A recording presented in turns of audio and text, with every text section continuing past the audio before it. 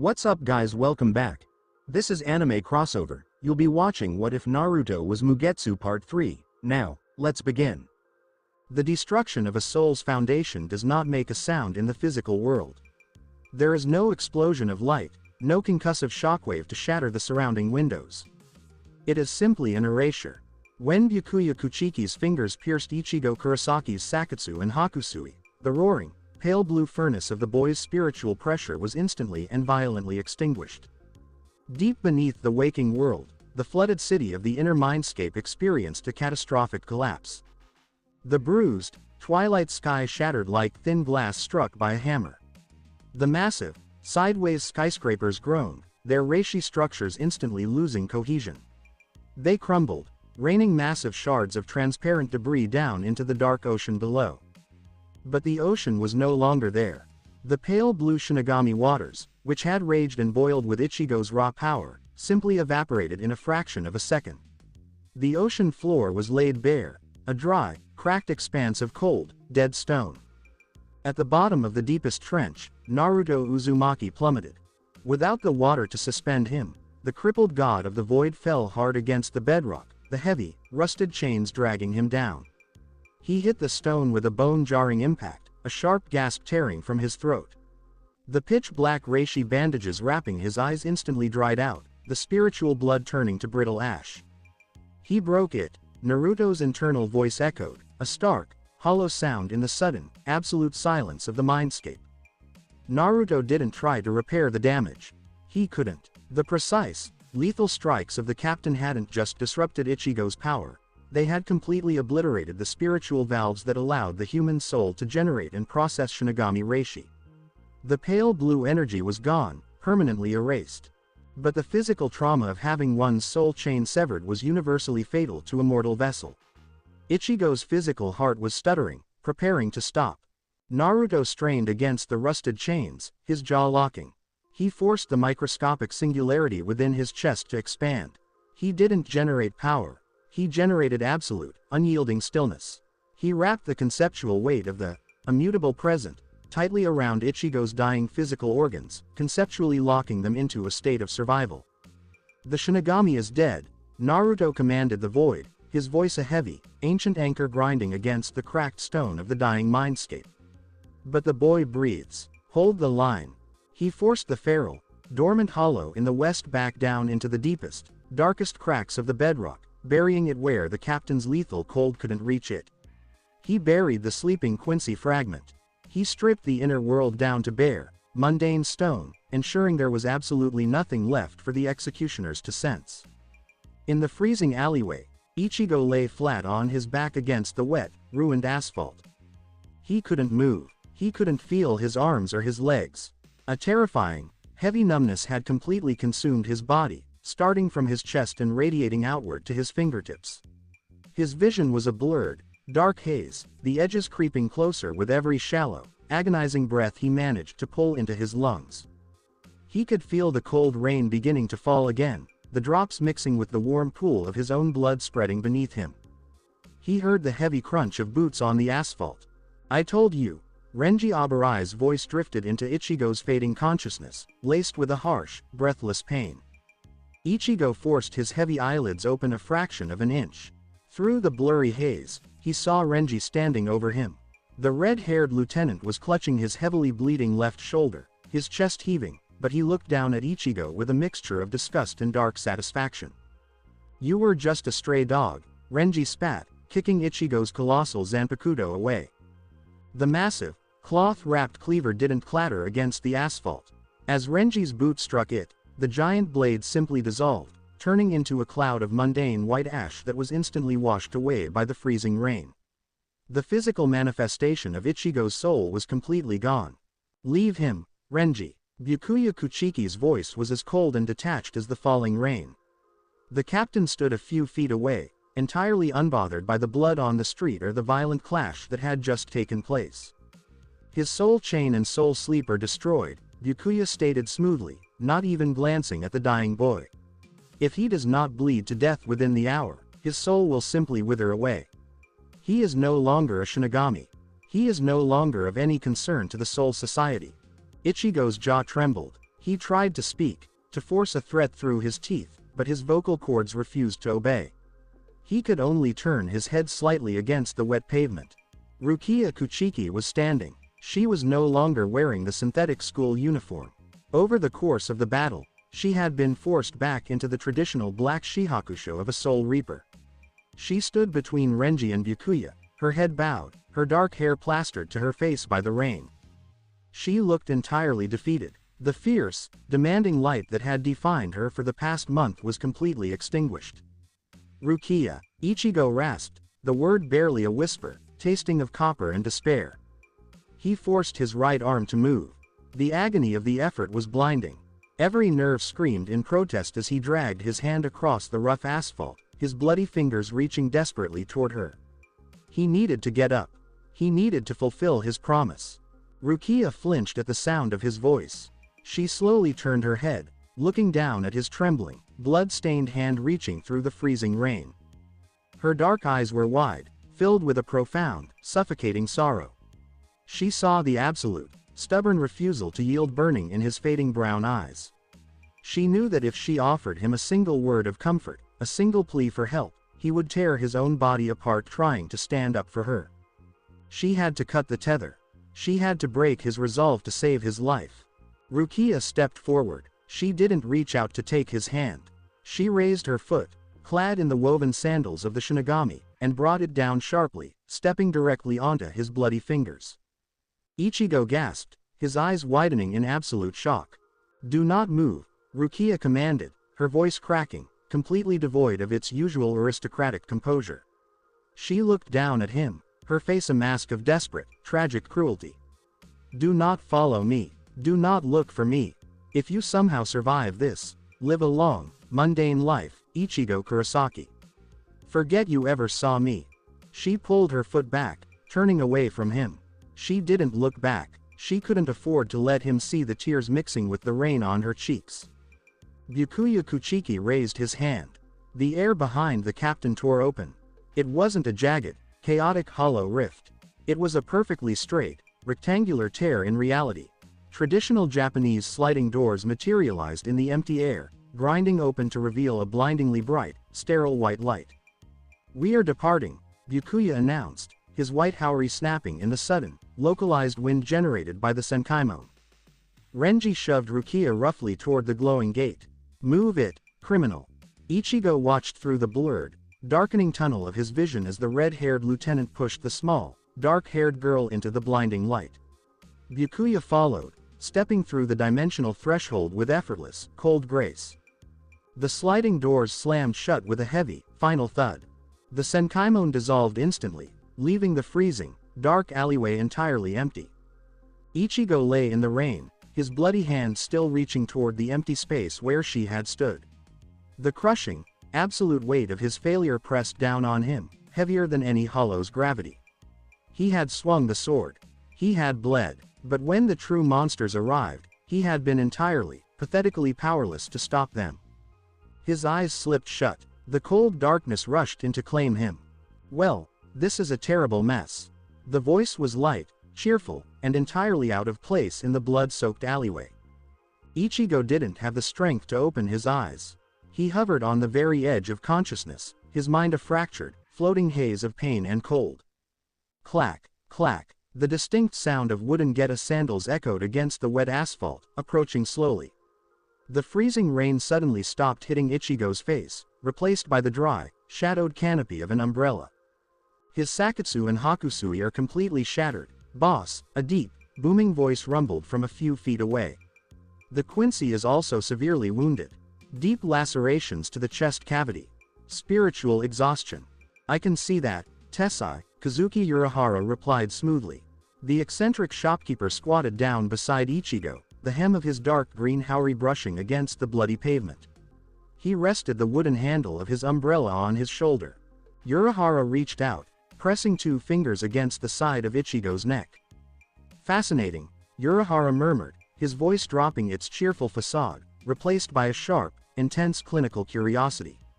Byakuya's strikes were flawless. The boy's Shinigami power is entirely eradicated. By all known medical logic of the Soul Society, his mortal vessel should be rapidly shutting down from the spiritual trauma.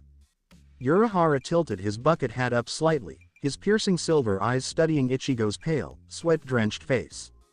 "But he is stable," Urahara noted, a slow, calculated smirk playing on his lips. Something deep inside him, something ancient and incredibly heavy, is actively holding his physical form together.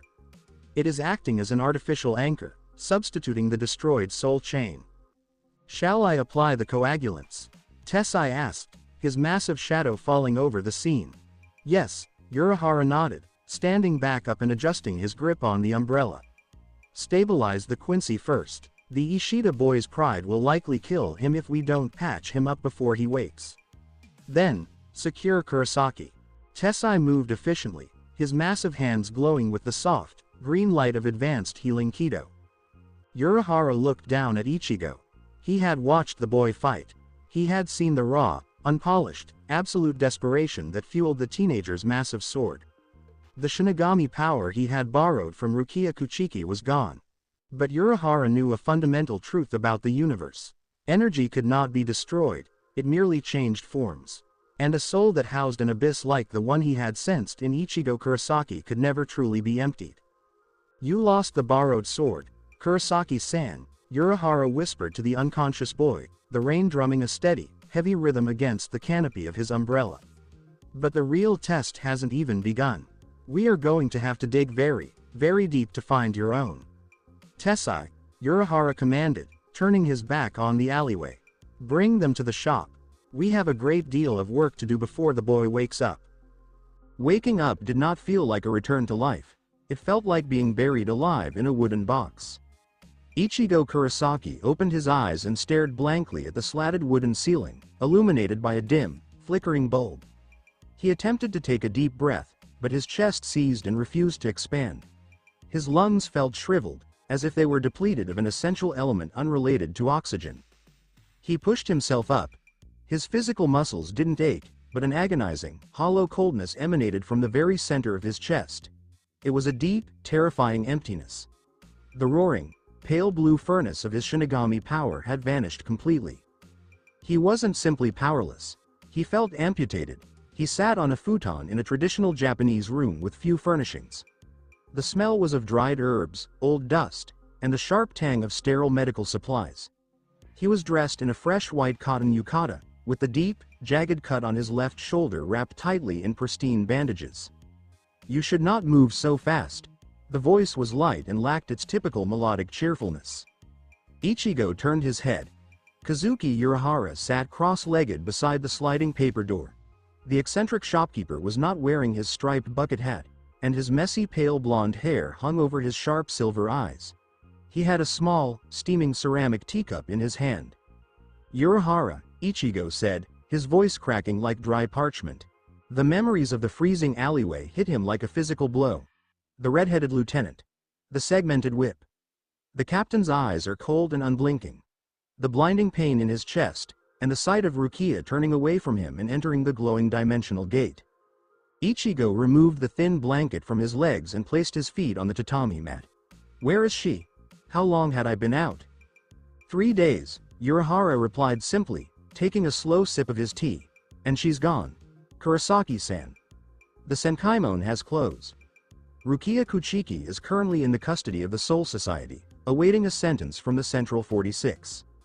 Ichigo's hands tightened into fists, his knuckles turning white. He attempted to stand, forcing his body to move, but his legs buckled immediately. He collapsed to his knees on the woven reeds, gasping for air as the hollow void in his chest violently throbbed. "Don't strain yourself," Urahara said, his tone completely pragmatic. He placed the teacup on a small wooden tray. "Byakuya Kuchiki demolished your Hakasui and Seketsu. The spiritual valves that enabled your soul to process Riryoku have been completely destroyed. You are completely mundane now. If my colleague Tessai had not stabilized your physical vessel, the shock of the spiritual amputation would have stopped your heart." Ichigo looked at the floorboards, his breathing ragged. He did not care about medical terminology. He wasn't concerned about the valves or the Riryoku. He was only concerned with the suffocating, desperate need burning in the back of his throat. Rukia had thrown herself in front of a monster to protect his family. She gave up her freedom to save his life in the alleyway. The decision to remove her from the executioner's block was not taken lightly. It was a basic, undeniable requirement. If he let her die because of his weakness, he would never be able to look at himself in the mirror again. "I have to go after her," Ichigo said, his voice cold and desperate. He looked up to the shopkeeper. "You sell Shinigami products. You know how to get there. Tell me how to open the gate." Urahara observed the boy kneeling on the floor. His silver eyes were devoid of pity and amusement. "I can open a Senkaimon," Urahara said, his voice dropping to a deep, serious tone. "But I won't do it for you. Not as you are now." "I do not need your permission." Ichigo snapped and pushed himself back to his feet, leaning heavily against the paper wall for support. "Please tell me how to get there." "And what exactly do you do?" Urahara challenged, his voice rising, cutting through Ichigo's raw emotion with cold logic. "Toss rocks at the captains? Use harsh language? Kurosaki, you're a broken human. You couldn't even defeat a lieutenant using borrowed power. If you enter the Soul Society right now, they will not execute you. They will simply swat you like an insect and leave your corpse in the Rukongai gutters." Ichigo clenched his jaw shut. The truth was an ugly and immovable wall. He swung the sword with all he had, but it wasn't enough. "The power you were using was not yours," Urahara said, picking up his teacup once more. "That was a crutch. A huge, leaky battery that you wielded like a club. The captains of the Gote 13 have spent centuries perfecting their souls. You can't save her with borrowed strength." Ichigo stared at Urahara, feeling weighed down by reality. He reached up, his fingers digging into the fabric of his yukata, right over the hollow void in his chest. "Then fix me," Ichigo demanded, his brown eyes focusing on the shopkeeper's silver gaze. "You've brought me here for a reason. You did not save my life to tell me I was useless. Tell me what I have to do." Urahara was quiet for a long time. He looked into Ichigo's eyes, looking for any hesitation, any sign of self-preservation that might cause the boy to crack under the strain of what was to come. He found only absolute, suicidal resolve.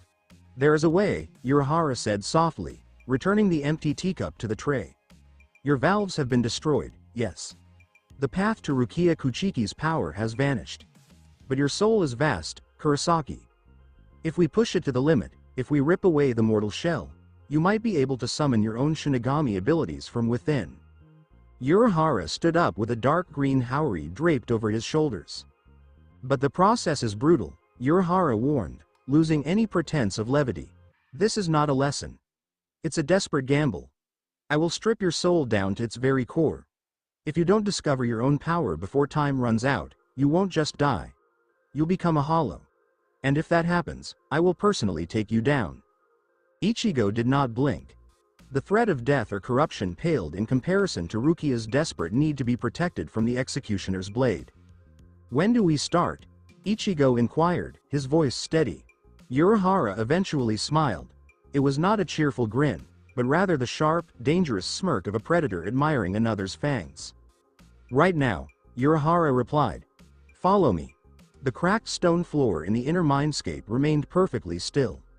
Naruto Uzumaki sat cross-legged against the rusted pillar, his heavy chains hanging loosely in his lap. The crippled god of the void listened to the conversation coming from the physical world. He sensed emptiness in Ichigo's spiritual paths. The boy was truly separated from the roaring pale blue river on which he had relied. But Naruto wasn't concerned about the emptiness. He was concerned about what was beneath it. "He's going to throw you into the pit, kid," Naruto thought, his internal voice echoing against the dead stone. "He will sever your chain of fate and force your soul to forge a new sword or transform into a monster." Naruto focused on the western edge of the mindscape, where the dormant hollow lay buried beneath his imposed silence. If Urahara breaks Ichigo's chain of fate, the hollow encroachment process will begin. The feral beast in the west would immediately try to awaken and devour the boy's fractured soul. Naruto tightened his grip on the rusted chains, his jaw hardening beneath his black bandages. Naruto projected his heavy, conceptual presence outward, wrapping the immutable. He told Ichigo to find the blade himself. Present wraps tightly around the mindscape's perimeter. "I will not hand it to you. If I interfere with the merchant's process, you will be unable to forge your own strength. you'll simply be relying on another crutch. Naruto rested his head against the cold stone, bracing himself for the upcoming hardships. Naruto promised the Silent Void he would not pull them out of the pit, but I'll keep the mud on a leash as you climb. Do not let fear consume you. Turn it into steel. Urahara led Ichigo out of the bedroom and through the shop's dark, winding corridors. They passed through rooms filled with strange artifacts, stacked cardboard boxes, and shelves adorned with glass jars containing glowing powders. They eventually reached a set of heavy wooden doors at the back of the building. Urahara opened the doors, revealing a steep, rocky pathway leading deep underground. The air here was extremely cold, smelling of damp earth and raw, unfiltered reishi. My private testing ground, Urahara said, walking down the rocky steps. Ichigo followed, leaning on the rough dirt walls to compensate for his numb legs. The pathway led to a massive subterranean cavern. The underground space was staggeringly large, comparable to the size of a small canyon. The ceiling was obscured by the shadows, and the ground was a vast, uneven expanse of gray rock and dust. Ururu and Jinta stood in the center of the cavern. The two children wielded large, heavily modified wooden bakken, training swords. Tessai stood nearby, his massive arms crossed over his chest, his face a rigid wall of strict discipline. Ichigo was drawn to something other than the giant or children. The rocky floor had a perfectly circular, vertical shaft in its center. It was massive, easily 30 feet across, and plunged straight down into the darkness. Urahara stopped at the pit's edge. He turned to Ichigo and raised a single finger.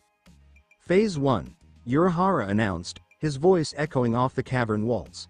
We must restore your spiritual body. Ururu, if you please. Before Ichigo could process the command, the quiet, timid little girl moved at terrifying speed.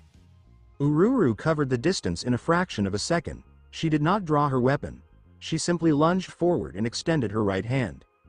Her palm struck the center of Ichigo's chest. The impact was not a physical blow. It was a reishi pulse that was explosive and localized, with the intention of forcing the soul out of the body. Ichigo gasped violently as his spirit was pushed backwards out of his body. He tumbled across the rocky ground, collapsing limply into Urahara's arms. Ichigo scrambled to his feet and looked at his hands. He was no longer wearing his white yukata. He was dressed in the same simple gray t-shirt and dark pants that he had worn when he died. He reached over his shoulder, expecting to feel the heavy, cloth-wrapped hilt of his massive zanpakuto. There was nothing. His hands grasped empty air. The sword is gone, Urahara said, carefully placing Ichigo's physical body on the ground. That was Rukia's power. To reclaim it, you must survive the shattered shaft. Urahara pointed his cane at the dark pit in the cavern's center. Tessai, Urahara instructed. The giant stepped forward. Tessai grabbed Ichigo by the collar of his t-shirt and effortlessly hurled him into the air, tossing him right over the pit's edge. Ichigo yelled and flailed in the dark, empty air as he fell downward. He hit the bottom of the shaft with a heavy, bone-jarring thud and landed hard on his back. The air at the bottom of the pit was suffocating and stagnant. He pushed himself up, coughing violently, and looked up toward the faint circle of light at the top of the shaft, which was easily 50 feet above him. The rules are simple, Kurosaki-san, Urahara said as his voice echoed off the pit's smooth, sheer walls. Your chain of fate is still intact. However, you must climb out of this shaft within 72 hours. If you don't make it to the top before time runs out. A sharp metallic clack echoed down the shaft. Ichigo gazed down at his chest. The chain of fate, a spiritual connection between soul and body, protruded from the center of his sternum. However, the links closest to his chest were no longer solid iron. They were actively crumbling, gradually turning to dust and being consumed by a dark, corrosive energy. The chain will consume itself, Urahara's voice concluded, without mercy. The hole in your chest will open. You'll become a hollow. Climb, Kurosaki, or die. Ichigo focused on the slowly dissolving chain on his chest. He did not scream. He did not demand an explanation. The brutal, terrifying reality of his current situation wiped away the last traces of his exhaustion.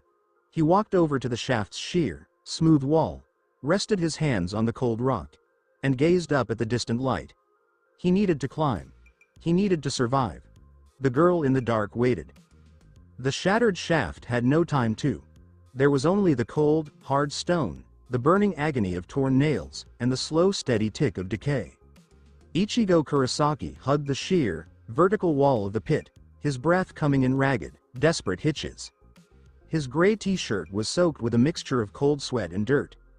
His fingertips were raw, bleeding slowly onto the gray rock, leaving a pitiful smeared trail to mark his infinitesimal progress. He was probably about 20 feet off the ground. The ring of light at the top of the shaft was still 30 feet above. It was no bigger than a coin. Click. SSSSH. Ichigo closed his eyes, resting his forehead against the cold stone. Another ring of his chain of fate on his chest had melted, 3 on the left. Each link burned to ash, and with it, a deep, agonizing wave of starvation swept over his spiritual body. It wasn't the dull pain of an empty belly. It was a violent, clawing emptiness, as if a pack of wild dogs were actively tearing at the inside of his ribcage, desperate to eat his organs. 70 hours, Jinta's voice echoed down the shaft, bored and obnoxious. The boy with red hair leaned over the edge and let go a wad of spit that fell past Ichigo to the dark floor below. He ain't moving now. He just sits there like a dead bug. He'll be rotating.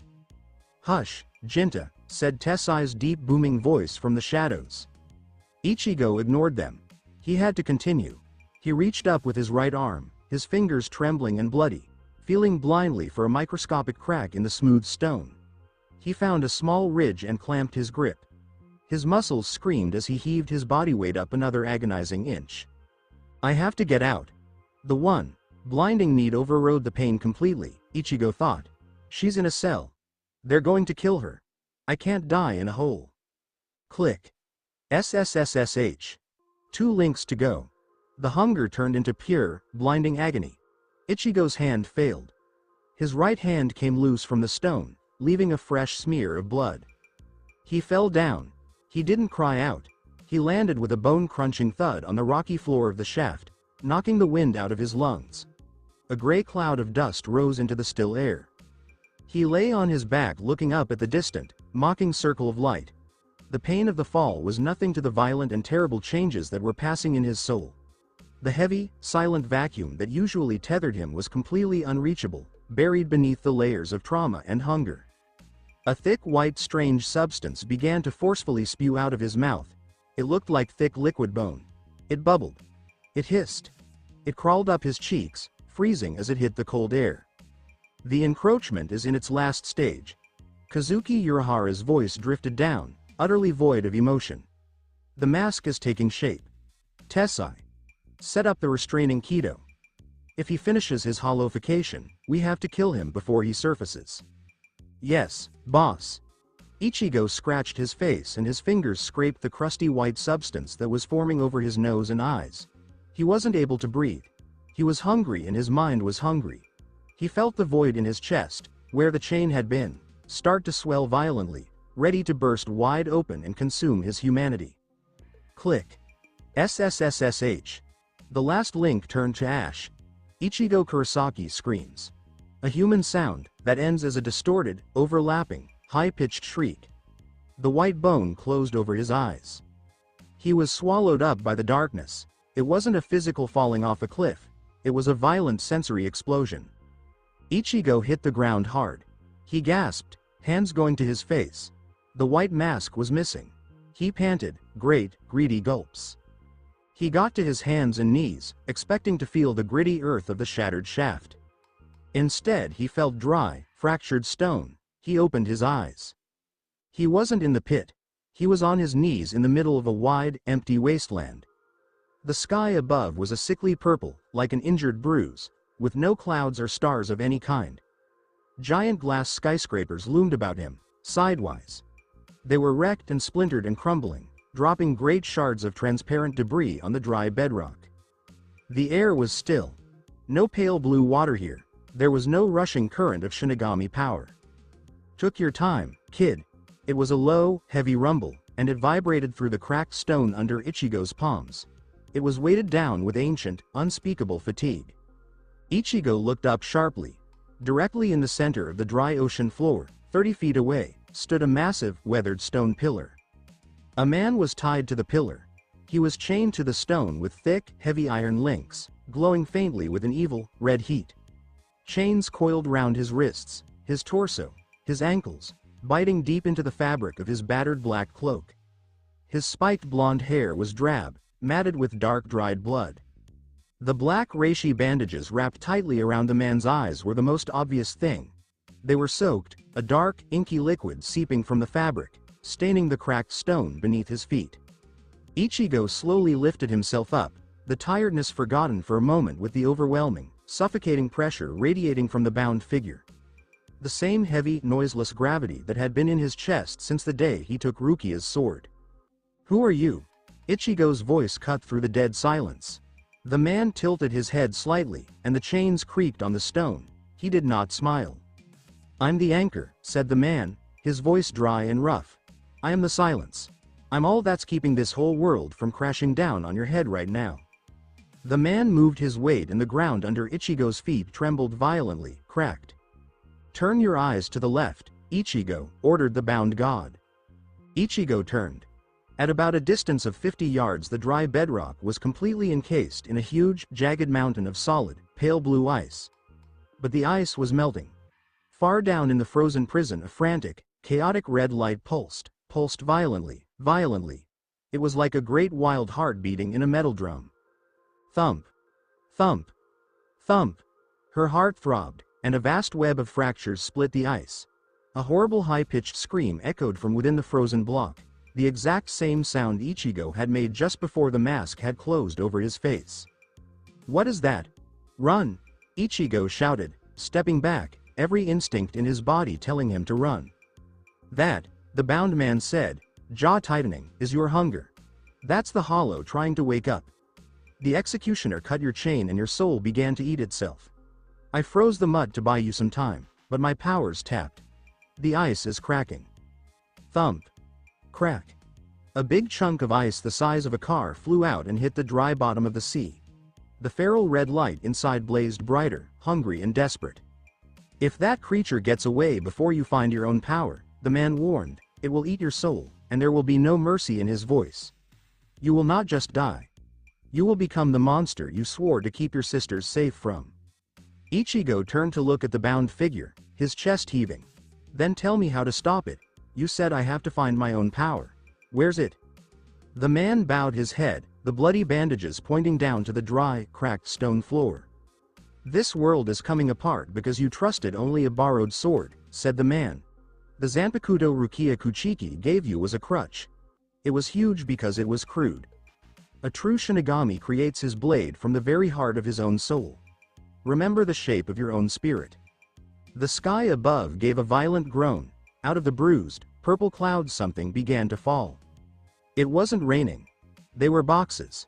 Then thousands of identical, unadorned wooden boxes began to fall from the sky, crashing onto the dry seabed, burying the shattered glass of the skyscrapers. Mountains of the same containers piled up around Ichigo, endless and chaotic. The bound man said, "Your power is in one of these boxes." His voice cut through the deafening clatter of falling wood. "There is but one box that holds the hilt of your true Zanpakuto. The rest is just powder. Open the wrong one and the time I have bought you will instantly run out. The ice will crack." Ichigo gazed at the never-ending stack of wooden boxes around him. Panic knotted his throat. "You're crazy. There are thousands of these.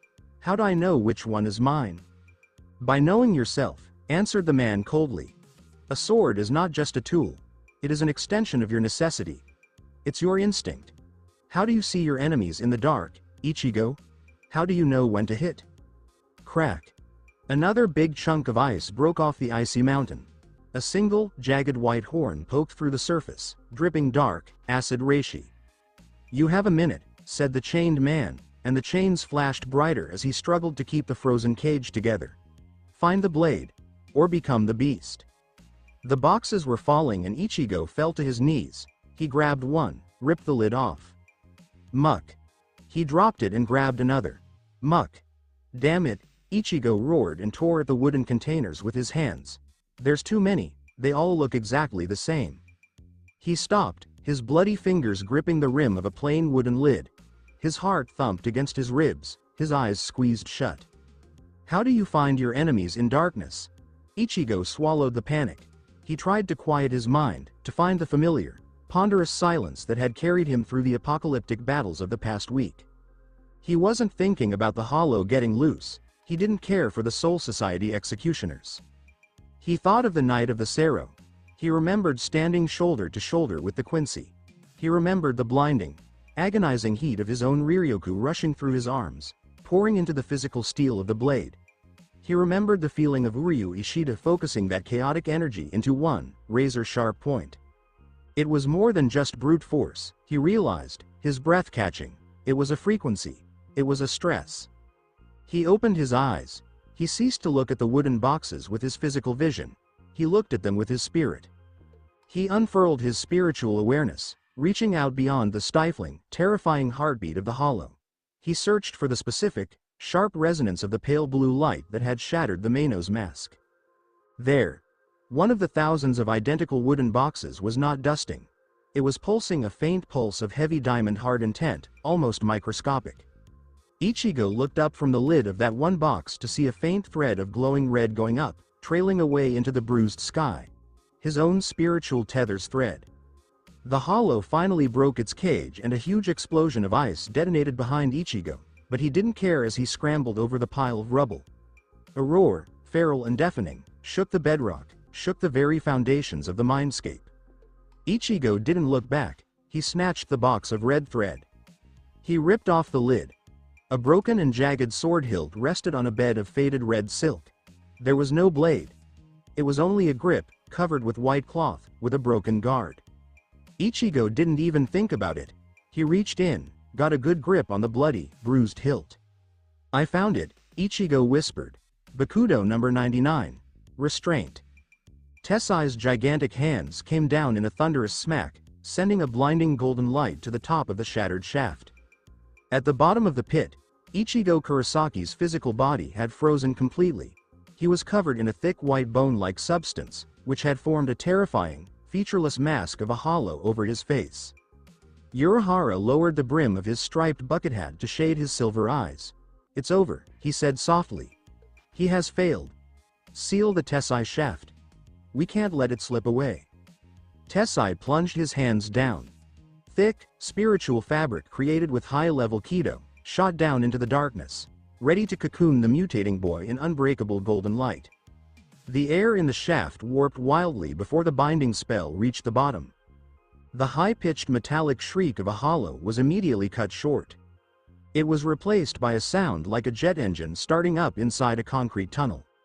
A localized, concussive shockwave of pure, undiluted reishi burst from the bottom of the pit. The blast's explosive physical force shattered the golden Kido spell, blowing it apart like spun glass, the high-level binding undone. The pale blue reishi blade hummed. It wasn't a clean, mechanical vibration. It was a visceral, hungry thrum that gave the air in the subterranean cavern a strong taste of ozone and static electricity. Ichigo Kurosaki stood on the edge of the shattered shaft. The tattered remains of the bone-white hollow mask were scattered around his woven sandals, quickly disintegrating into gray ash.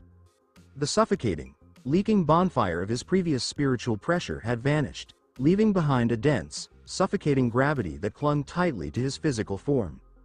He stepped forward, the rocky ground crunching beneath him. He raised the glowing, sapphire-like blade and aimed the tip directly at the eccentric shopkeeper. Ichigo repeated, "Open the gate, Urahara," with a dark, unyielding tone. "I am not asking." Kazuki Urahara maintained his composure. He did not take a step back. The shadow cast by the brim of his striped bucket hat completely obscured his silver eyes, but the slight, dangerous curve of his smile persisted. "You survived the pit, Kurosaki-san," Urahara said, his tone conversational, as if observing a fascinating insect on a leaf. "You successfully brought your Shinigami soul back from the brink of hollowification. You created a blade out of your own essence." Urahara slowly reached up and wrapped his right hand around the wooden handle of his cane. "But you are mistaken if you believe you are prepared to face the captains of the Gotei 13, Urahara's voice dropped, removing any pretense of levity. "You have a mass of compressed energy. It is sharp, indeed. It's heavy. But it is completely hollow. You have a weapon but not a sword." Urahara drew his cane. The wooden sheath fell and clattered against the rock. The shopkeeper held a slender, elegant zanpakuto. The hilt was wrapped in crimson silk, and the blade shone with a cold, flawless silver light. The cavern's atmosphere changed instantly. The heavy, static gravity of Ichigo's reishi was suddenly met by a terrifying wall of refined intent. Urahara was not leaking power. His spiritual pressure was a razor-thin wire pulled so tight that it threatened to cut the oxygen in the room. "If you want me to open the Senkaimon," Urahara said, lowering his stance, "you must show that you can survive the first 3 seconds on the other side. Knock my hat off." Ichigo avoided arguing. His desperate, burning desire to reach Rukia completely overcame his exhaustion. He gripped the jagged, broken hilt of his reishi blade with both hands, shifting his weight to his legs. The ground shattered beneath his sandals as he launched himself forward. He swung the glowing blue blade in a devastating horizontal arc, aiming directly at Urahara's head. The sheer kinetic force of the strike created a localized wind that blew dust and gravel across the cavern floor. Urahara didn't flee. He raised his slender silver zanpakuto blade to block. Clang! The collision between reishi and refined steel produced an explosive shockwave. Ichigo's eyes widened. His compressed, glowing blue blade struck Urahara's sword dead center. All physical mass laws would have predicted that the shopkeeper would be crushed into the bedrock. Instead, Urahara remained perfectly still. The slender silver blade had not even vibrated. "You're swinging a glass club," Urahara murmured above the screeching friction of their locked weapons. "It's dense, but brittle, because you don't know its name." Urahara twists his wrist. He did not overpower Ichigo. He just slid the edge of his blade down the flat of the glowing reishi, perfectly redirecting Ichigo's massive momentum.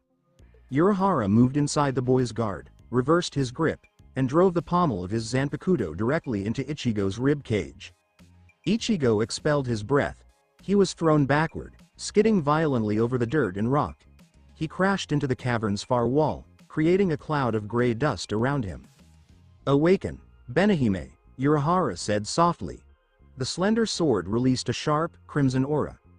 The blade physically changed, with the hilt morphing into an ornate, curved guard and a crimson tassel hanging from the pommel. The sheer density of the blood-red energy altered the atmosphere around the shopkeeper. "If you rely solely on raw emotion, Kurosaki-san," Urahara said, walking slowly toward the dust cloud, "I will cut you down right here. It is a far gentler death than what Byakuya Kuchiki will offer you." The inner mindscape shook violently beneath the physical world, like a cracked ocean floor. Urahara's strike caused a phantom impact that resonated through the stone. Naruto Uzumaki was chained to a massive pillar in the middle of the wasteland.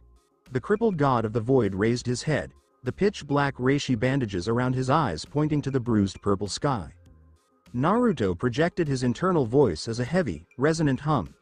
"You took the raw material out of the box but did not forge it. You are just holding a live wire." Naruto focused on the space in front of Ichigo's spiritual avatar in the mindscape. Amidst the chaos of fallen wooden boxes, a figure slowly emerged from the dust. It was not a feral hollow. It wasn't the agonizing, burning weight of the Quincy fragment. The man was tall and gaunt, wearing a ragged black cloak that fluttered in the wind. His long, unkempt dark hair whipped around his pale face, and his eyes were obscured by dark, tinted glasses. The man didn't look at Naruto. He focused entirely on Ichigo. Naruto thought, "I am the anchor," and leaned against the cold stone to keep the feral hollow silent. But he is the blade. Listen to him, Ichigo. Let the sword speak. Ichigo pushed himself out of the rubble and coughed up dust. His ribs throbbed with a dull, sickening pain. He gazed at the glowing, sapphire-like blade in his hand. It vibrated erratically. The edges of the compressed energy began to fray, sparking wildly like a dying star. Urahara was correct. It was brittle. It was raw power without any structural support. He looked up. Urahara moved forward, the crimson aura of Benihime casting long, bloody shadows across the cavern floor. "Listen to me." The voice did not originate from the cave. It completely bypassed Ichigo's physical ears, echoing directly in the absolute center of his mind. It was a deep, resonant voice, tinged with an ancient, quiet sorrow. Ichigo froze and tightened his grip on the jagged hilt. "You fight with desperation, The ragged man in the black cloak said from within the desolate wasteland of the soul. You use your need for protection as a blunt instrument. But I'm not a shield. I'm a weapon. Urahara reduced the distance. He swung Benihime in an astonishingly fast downward arc. A crescent wave of highly compressed crimson reishi erupted from the blade, tearing a deep trench into the rocky floor as it hurtled straight at Ichigo. Nike, Benihime! Urahara shouted. Ichigo did not move to dodge. He did not attempt to block with the flat of his unstable reishi blade. He closes his eyes. He stopped directing his chaotic panic into the weapon. He let go of his fear for Rukia, his rage against the Soul Society, and his dread of the executioner's blade. He removed the noise, sinking into the heavy, immovable silence that the bound god had instilled in his chest. In the silence, he discovered the ragged man. He discovered the true, underlying shape of his soul. Ichigo whispered, "Tell me, in the darkness. Please tell me what you are." Ichigo heard a deep voice say, "I am the edge that cuts the rain," which resonated through his bones. "I am the shadow that falls on the moon. Give up your fear. Look forward. Move forward and never stop. If you retreat, you will age. If you hesitate, you will die." Urahara's crimson attack was inches away from Ichigo's face. "Call out my name." Ichigo's brown eyes popped open. They did not burn with wild, uncontrolled blue flames. They were absolutely, terrifyingly calm. Zanjetsu. Ichigo's glowing sapphire blade detonated violently. The explosion was not chaotic. It was a quick, dense compression of reishi. The blinding blue light shattered, exposing the physical, forged steel beneath. The crimson wave of Benihime hit Ichigo directly. A massive explosion of gray dust and pulverized rock obscured the teenager from view. The cavern shook violently, and the shockwave rattled the wooden doors at the top of the subterranean stairs. Urahara lowered Benihime, his silver eyes narrowing as he looked into the swirling dust clouds. The wind cleaved the dust in half. Ichigo Kurosaki was completely unharmed. He did not hold a glowing mass of reishi. He was wielding a massive, stunningly elegant blade of solid black steel. The weapon did not have a traditional crossguard or hilt. It was a single, massive piece of metal, taller than Ichigo himself. The blade was shaped like an oversized, stylized cleaver, entirely black except for the razor-sharp silver edge. A long, frayed white cloth was wrapped tightly around the tang, providing a grip, with the excess fabric trailing heavily onto the rocky ground. Ichigo's spiritual pressure had vanished like a raging fire. In its place was a dense, suffocating, perfectly contained gravity that seemed sharp enough to cut the air itself. Ichigo did not wait for Urahara to analyze the shift. He moved. He did not shatter the ground. He did not roar. He unleashed a sudden, terrifying burst of speed that completely overshadowed his previous slow movements. He appeared in front of Urahara with the massive black cleaver already in motion, swinging horizontally in a silent arc. Urahara's eyes opened slightly. He raised Benihime, directing a concentrated burst of crimson energy into a defensive shield. Shikasumi, no Tate. A hexagonal, blood-red Kido barrier erupted in front of the shopkeeper. The silver edge of Zanjetsu hit the crimson shield. The cavern held its breath for a split second. The black blade then sheared through the high-level defensive barrier, shattering the crimson hexagons like thin ice. Urahara used a desperate flash step to avoid the colossal cleaver. The tip of Zanjetsu missed Urahara's face by a millimeter. The blade's kinetic force created a massive localized vacuum as it completed its arc. The wind blew violently through the cavern, tearing at the shopkeeper's clothes. Urahara landed 10 feet away, his wooden sandals skidding on the rocks. He stood still with his cane lowered. A soft, barely audible snip echoed in the quiet cave. Urahara's green and white bucket hat's front brim detached from the crown and landed softly in the gray dust. Ichigo Kurosaki held a massive black cleaver over his shoulder. He didn't pant. He didn't bleed. He stared at the eccentric shopkeeper with the cold, unwavering concentration of a seasoned killer. "My hat is off," Ichigo said, his voice low and even baritone. Urahara Kazuki looked at the severed piece of fabric on the ground. He slowly reached up, brushing his fingers against the ruined edge of his hat.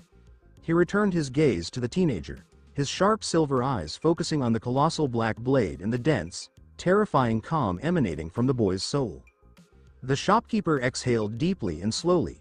The dangerous, predatory tension in his posture faded, replaced by genuine, weary respect. He snapped Benihime back into the wooden cane with a sharp clack. "It appears you have found your edge, Kurosaki-san," Urahara acknowledged, offering a slight, formal bow. "The training is completed." Ichigo lowered Zangetsu, resting the heavy blade against the rock. "Then prepare the gate. I am going to the Soul Society." "I will," Urahara agreed, turning away and walking toward the underground stairs. He paused and looked over his shoulder. The shadow of his shattered hat obscured his expression. "But you need to understand the timeline. Opening a stable Senkaimon for an unregistered soul requires extensive preparation.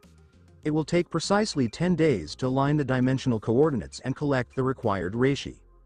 Ichigo's jaw tightened. 10 days?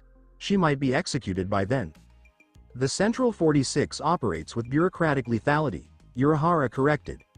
"The standard waiting period for a high treason execution is 14 days from the time of sentencing. You have 10 days to master that blade, Kurosaki. If you walk through the gate without knowing how to use it, you will still die."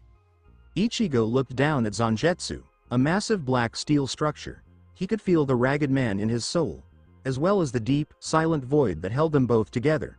He gripped the white cloth wrapping more tightly. "I'll be ready," Ichigo assured the empty cavern. The grinding stone holding a piece of your own soul does not provide a magical or empowering experience. It's devastatingly heavy. Ichigo Kurosaki's hands were covered in blisters and raw, weeping skin. The white cloth wrapped around the tang of the massive black cleaver was permanently stained with his dried blood. His breath ripped through his lungs, making the harsh, rasping sound of dragging sandpaper across dry wood. Clang. The impact caused severe pain in his shoulders and forearms.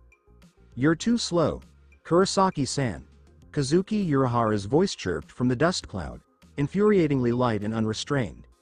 "You are treating the blade as a shield. A sword is designed to redirect impact rather than absorb it."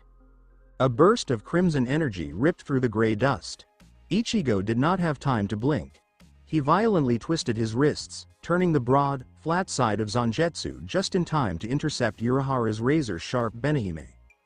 The kinetic shockwave knocked Ichigo backward. His woven sandals dug deep trenches in the rocky floor of the subterranean cavern. He didn't fall, but his knees buckled slightly as the weight of the black steel threatened to drag him down into the dirt. This was the 4th day. Ichigo had barely left the underground cavern in 96 hours. The eccentric shopkeeper was a harsh, unforgiving taskmaster. Urahara didn't teach stances. He didn't give philosophical lectures about the flow of spiritual energy. He simply attacked repeatedly, forcing Ichigo to rely solely on his desperate need to survive the next strike. Urahara stepped out of the dust and said, "You're hesitant." He didn't have a single drop of sweat on his brow. Zanpakuto's crimson aura casts long, bloody shadows across the cavern floor. "You are afraid to cut me, and because you're afraid, your reishi is dull, it drags." Ichigo spat dust onto the gray rocks. He glared at the shopkeeper, his brown eyes filled with a dark, exhausted fury. "I'm trying to find the right balance," Ichigo said, shifting his grip on the bloody white cloth. "It does not swing like the other one. It feels denser. If I use too much power on the edge, I lose my footing." "Because you are still attempting to direct your energy outward," Urahara corrected, tapping the silver tip of his blade against the stone. "You are a huge furnace, Kurosaki. You've spent the past week leaking power everywhere. Now you must learn how to pull it inward. The boundary of Zangetsu must be a singularity, not an explosion. Compress the need. Make it razor sharp." Urahara did not wait for Ichigo to process his advice. He blurred into motion, covering the 20 feet between them in the span of a heartbeat. Ichigo raised the massive black cleaver, his muscles screaming. Despite physical exhaustion, the inner mindscape was in a state of tense equilibrium. As Ichigo forged his true blade, the pale blue Shinigami waters returned to the vast ocean floor. However, the water was no longer chaotic and boiling. It was cold, extremely heavy, and completely still. Naruto stood firm at the bottom of the dark trench. He sat cross-legged against the massive stone pillar, the heavy, rusted chains in his lap. The pitch-black reishi bandages around his eyes were completely dry, as the terrible bleeding had stopped the moment Ichigo stabilized his soul's foundation. Naruto was not resting. He focused his awareness on the far western edge of the mindscape. The feral hollow, white, was fully awake. The beast was infuriated. It thrashed violently inside the jagged mountain of pale blue ice, its massive, bone-white claws scraping ineffectively against the frozen confines. It could taste the raw, unadulterated Shinigami power coursing through the mindscape, and it yearned for a piece of the action. Naruto commanded the void, "Stay down, mutt." His voice was heavy and authoritative. He directed a concentrated pulse of his anti-energy, the immutable present, directly into the ice. The frozen prison was reinforced by the conceptual weight of absolute nothingness, which silenced the hollow's roar. Naruto exhaled slowly and tiredly. He could feel the grinding friction from the training above. He could feel the blisters tearing on Ichigo's hands. He remembered his own desperate, agonizing attempts to master the Rasengan. Days spent popping water balloons until his palms were raw and bleeding, attempting to channel chaotic energy into a perfect, contained sphere. Naruto projected a quiet, steadying hum upward, settling deeply into Ichigo's spiritual bones. You can't simply swing hard. You must swing densely. Take the panic, the fear of the executioner's blade, and crush it down to steel. Do not allow it to leak. Clang. Ichigo deflected Urahara's strike, the sound echoing painfully in his ears. He did not stumble back this time. He firmly planted his boots on the rock. The heavy, silent void in his chest pulsed at a slow, resonant rate. It wasn't giving him more power. It was giving him complete, terrifying focus. Ichigo focused on the slender silver blade against his massive black cleaver. He could feel the chaotic, desperate panic in his blood. The fear of failing Rukia, the fear of the invincible captains waiting on the other side of the gates. He stopped trying to suppress his fear. He grabbed it. He visualized the roaring, chaotic pale blue reishi inside him and forcefully dragged it inward, pulling it away from his skin and aura and packing it completely into the microscopic, razor-thin silver edge of Zangetsu. The massive black blade felt entirely different. It no longer felt like a hefty piece of iron. It felt weightless but infinitely dense. Ichigo twisted his wrists. He did not swing wildly. He used a precise horizontal slash to target the crimson energy shielding Urahara's Zanpakuto. The silver edge of Zangetsu pierced the crimson aura. There was no explosive shockwave. There was no concussion blast. The black cleaver cut through the blood-red reishi silently, like a scalpel cutting through silk. Urahara's silver eyes widened slightly under his messy blonde hair. He quickly released his lock and threw himself backward with a flash step, barely avoiding the lethal, silent arc of the black blade. Ichigo stood in the center of the cavern, his breathing heavy and Zangetsu tip resting lightly against the rock. The ambient air around him was completely still. He wasn't leaking any power. Urahara softly landed 12 yards away, Beniheim's crimson aura flickering slightly. He looked down at the blade of his own sword. A tiny, nearly invisible nick marred the flawless silver steel. The shopkeeper laughed briefly before returning his Zanpakuto to the wooden cane. "Better," Urahara exclaimed, his cold, ruthless instructor persona fading into genuine satisfaction. "It's much better. You've finally stopped trying to break the air and begun attempting to cut it. That is the actual weight of your soul, Kurosaki-san." Ichigo did not celebrate. He carefully lowered the massive sword, his arms trembling violently with the sudden release of tension. "Is that enough?" Ichigo rasped, wiping away sweat from his eyes with the back of his bloodied hand. "Can I break the captain's guard with this?" "It's a start," Urahara replied pragmatically, turning his back to walk toward a small crate containing a thermos of water. "Byakuya Kuchiki has spent a century honing his edge. You've spent 4 days. Don't expect to overwhelm him with technique, but..." Urahara tossed a small rolled-up towel at Ichigo. "If you can maintain that density, you might just surprise him enough to grab the prisoner and run." Ichigo caught the towel and pressed it against his bleeding palms. The pain was sharp and biting, a physical reminder of the harsh reality of his task. "Take a break, Kurosaki," Urahara ordered, unscrewing the thermos cap. "Go upstairs. Eat real food. Sleep in bed for 5 hours. If you destroy your mortal vessel before the gate opens, all of this is pointless." Ichigo wanted to argue. He wanted to demand that they continue sparring. The ticking clock in his mind was deafening. with each second bringing Rukia closer to the executioner's block. However, the obvious exhaustion in his muscles betrayed him. He nodded once and slung the heavy, cloth-wrapped hilt over his shoulder. The return to the surface world was always jarring. Ichigo climbed the shop's steep, dark stairs, smelling of humid evening rain and distant exhaust fumes. The air was heavy and musty. He stepped through the sliding wooden doors and into the narrow alleyway, his canvas schoolbag slung over his uninjured shoulder. He didn't go directly home. He walked through Karakura Town's quiet, rain-slicked streets, his mind numb and floating with physical pain and hyper-focused anxiety. He needed to see his family. He needed the mundane reality to ground him before delving fully into the world of ghosts and executioners. When he opened the front door of the Kurosaki clinic, the aroma of frying pork and steaming rice enveloped him like a physical embrace.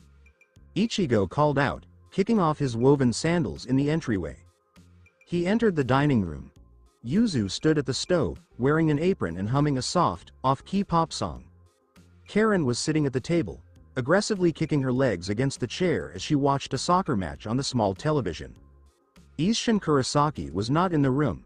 Ichi ni. Yuzu turned around, her face tightening with concern.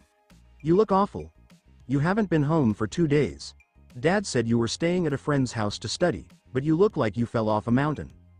"Just tired," Ichigo said, his voice gravelly. He took out a chair and sat down with a heavy, exhausted sigh.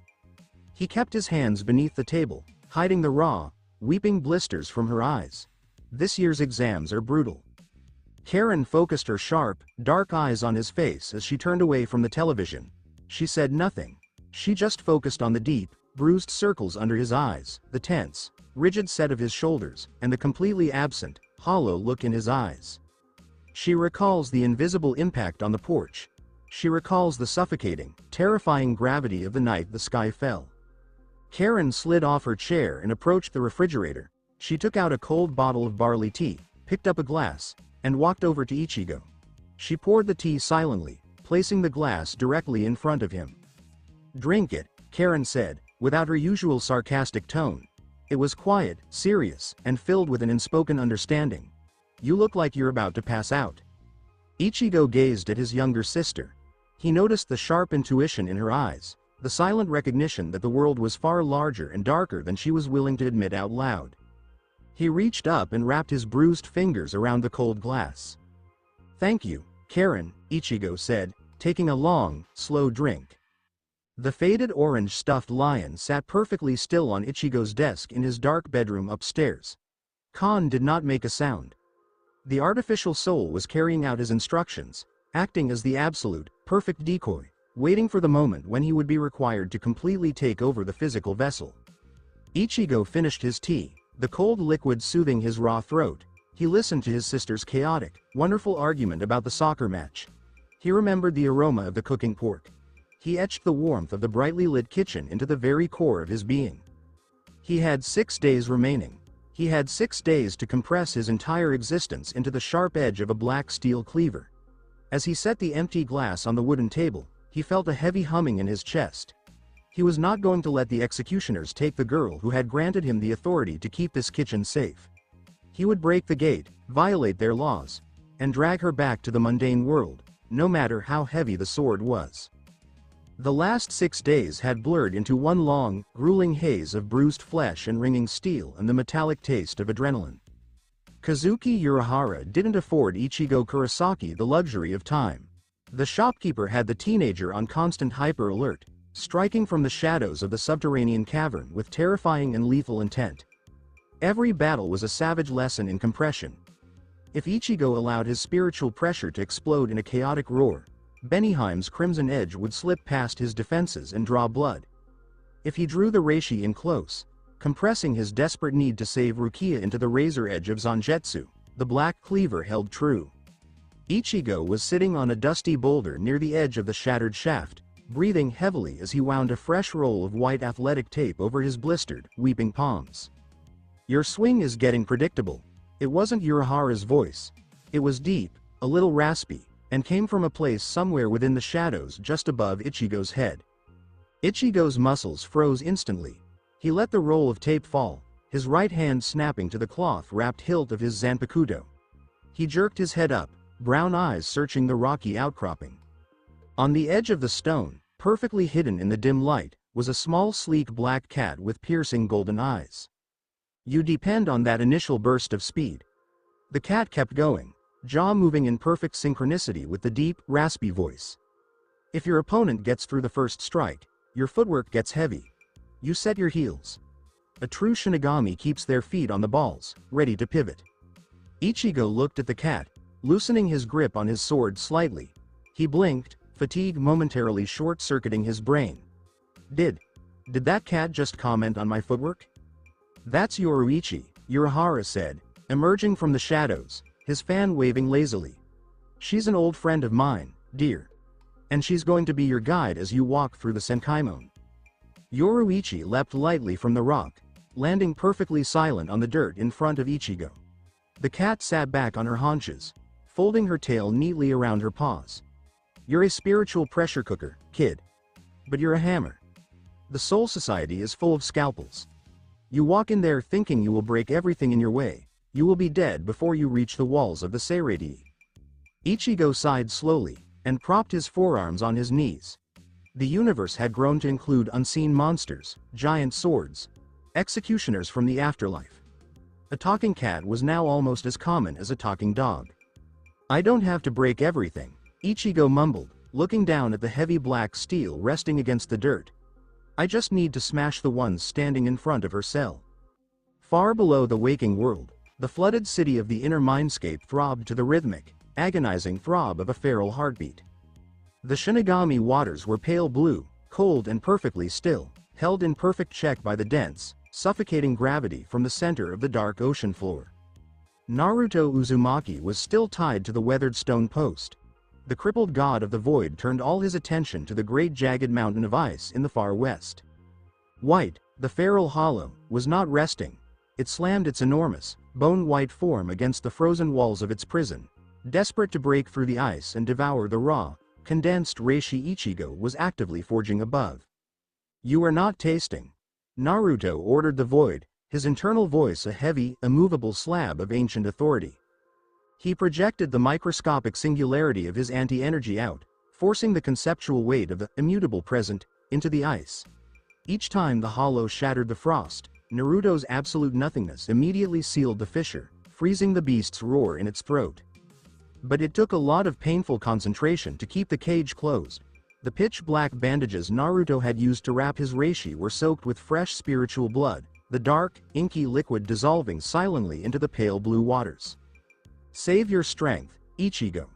A low, steadying hum rose up, anchoring the boy's frayed nerves. The real war is yet to begin. Keep your wits about you. Naruto sent his consciousness out of the confines of the mindscape, filtering through Ichigo's senses into the spiritual ecology of Karakura town. He could sense them converging. The town's localized spiritual pressures were shifting, drawn toward the Urahara shop like iron filings to a magnet. Naruto identified the signatures. They were raw, newly awakened, but basically determined. In the soul the silent god knew the heavy and compromising loyalty that burned in those coming up to auras. You're not stepping into the dark by yourself, kid, Naruto thought, a faint echo of hard-earned respect in his chest. Your pack is forming. The 10th day dawned with a heavy oppressive overcast sky threatening a torrential downpour. Ichigo stood in his darkened bedroom, his bandaged hand gripping the canvas strap of his school bag. He looked around the room, at the dull details, the cluttered desk, the posters on the wall, the unmade bed. The competing urges clawed at his chest, tearing it apart. The absolute necessity to walk downstairs and lock the front door and protect his family from the shadows fought violently with the undeniable necessity to step into the dimensional gate to save Rukia. He reached into his pocket and pulled out the small, green, fake soul pill. Con, Ichigo ordered softly. He dropped the pill into the faded orange lion stuffed animal on his desk. The plushie convulsed, its one black button eye locking onto him. I know the routine, boss, Con whispered, his voice lacking its normal manic energy. The artificial soul stood up, shaking off its stubby felt paws. I get behind the wheel. I keep the meat suit safe.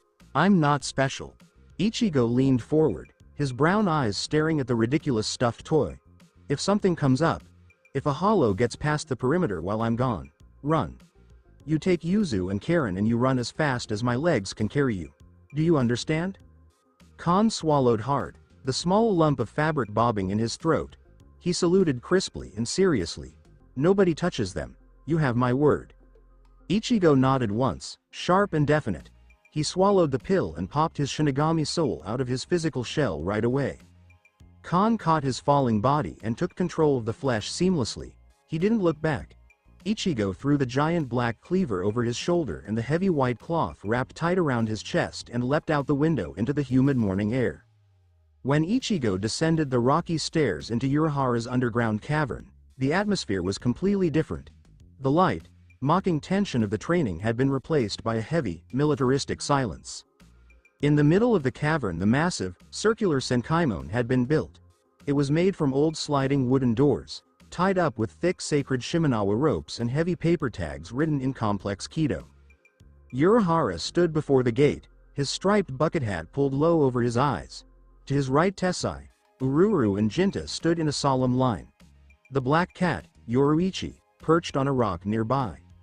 But Ichigo was not the only one coming.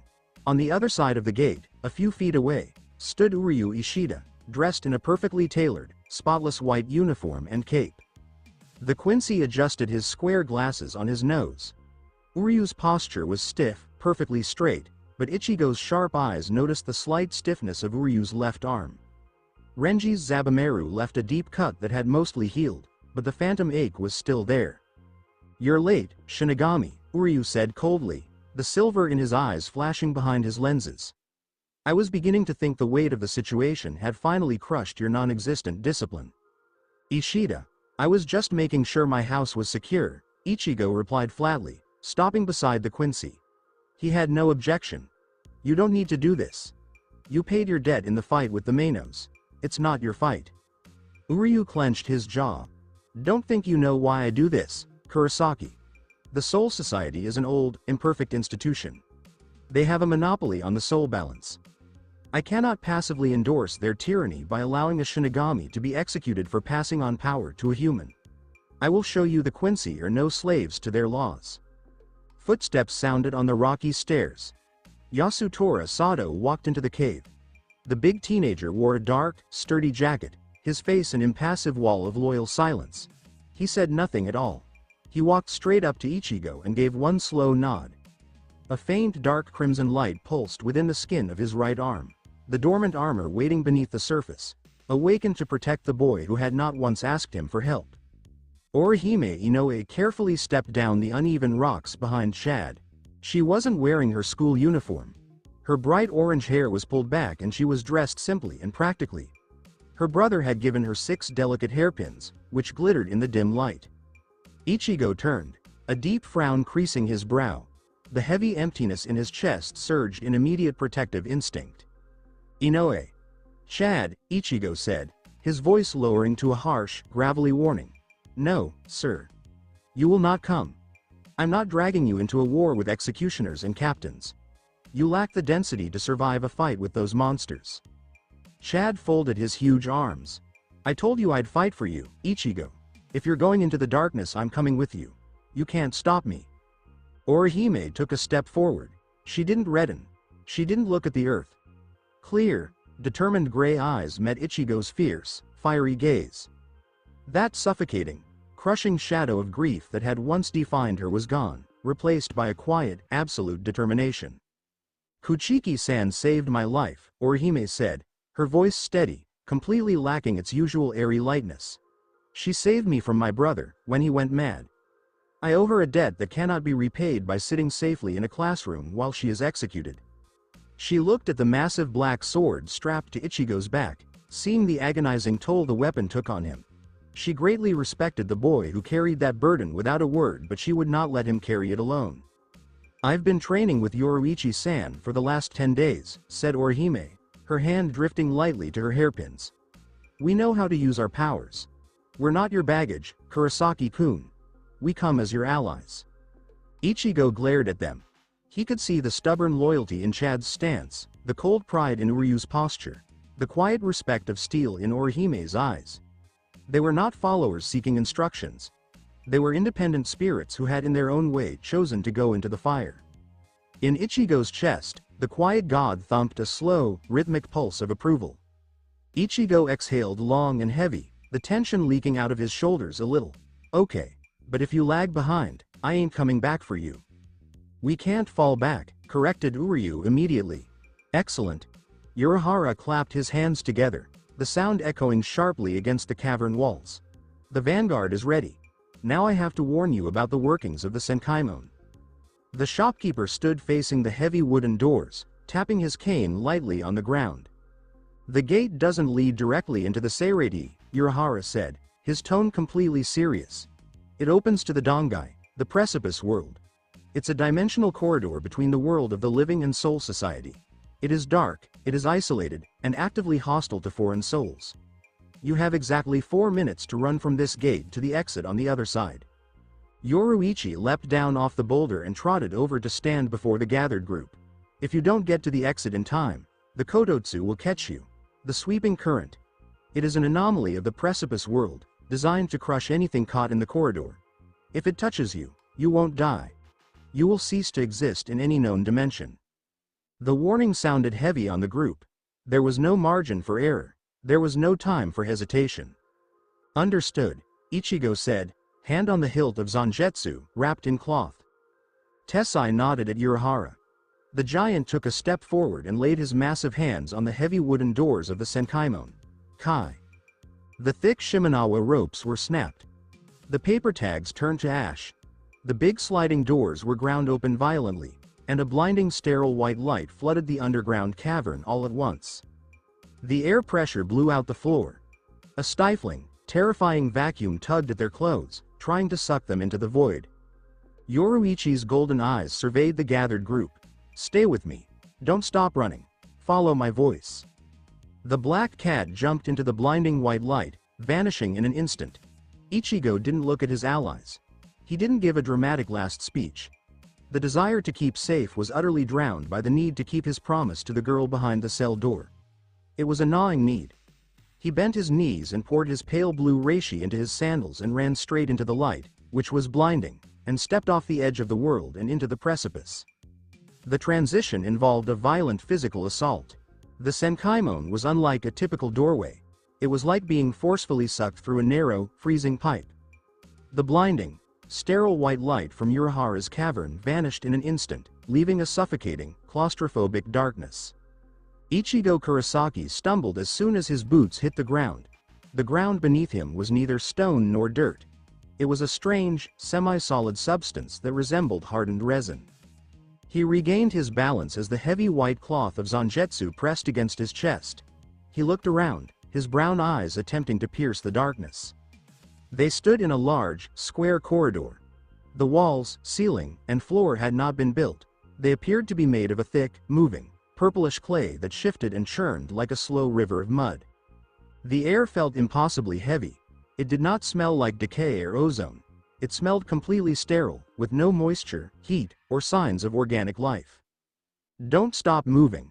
Yoruichi's raspy voice echoed through the dark corridor. The sleek black cat was already 30 yards away, moving like a blurred streak of darkness against the purple walls. The walls represent the Koryu, the restrictive current. It is intended to ensnare and paralyze any external spiritual pressure. Keep to the center of the path. Ichigo did not hesitate. The absolute, burning desire to reach Rukia propelled his legs forward.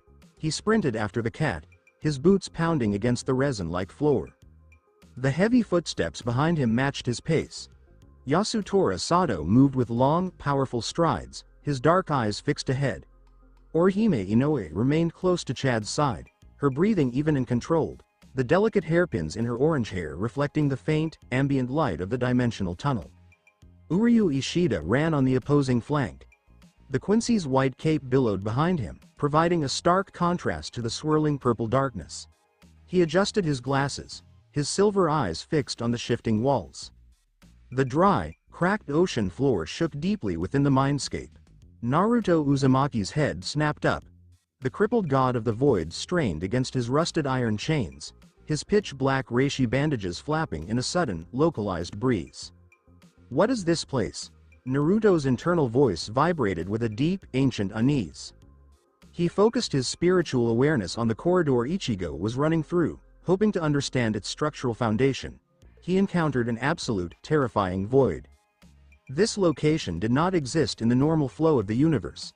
The walls were more than just physical barriers, they were temporary structures. The purple, churning clay of the Koryu was made of stagnant and compressed time. It was intended to trap souls in an eternal, unchanging present, keeping them perfectly still while the rest of the universe moved forward. The Dongai was a horrifying reflection of the being's core concept of the immutable present. Naruto sensed an oppressive temporal gravity pressing down on Ichigo's spiritual avatar. "The walls want to stop your heart and freeze it in amber." Naruto grinded his teeth, blood seeping from his bandages.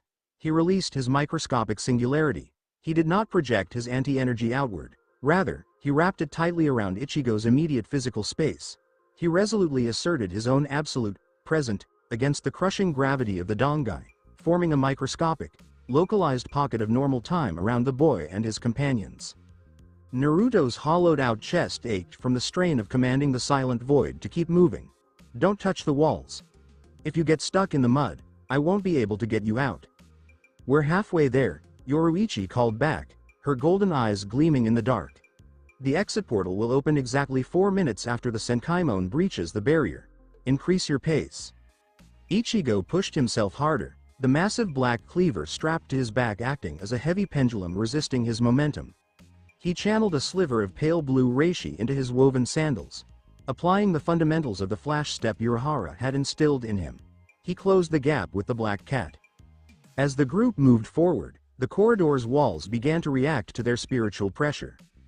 The Koryu, a purple clay-like substance, bubbled violently.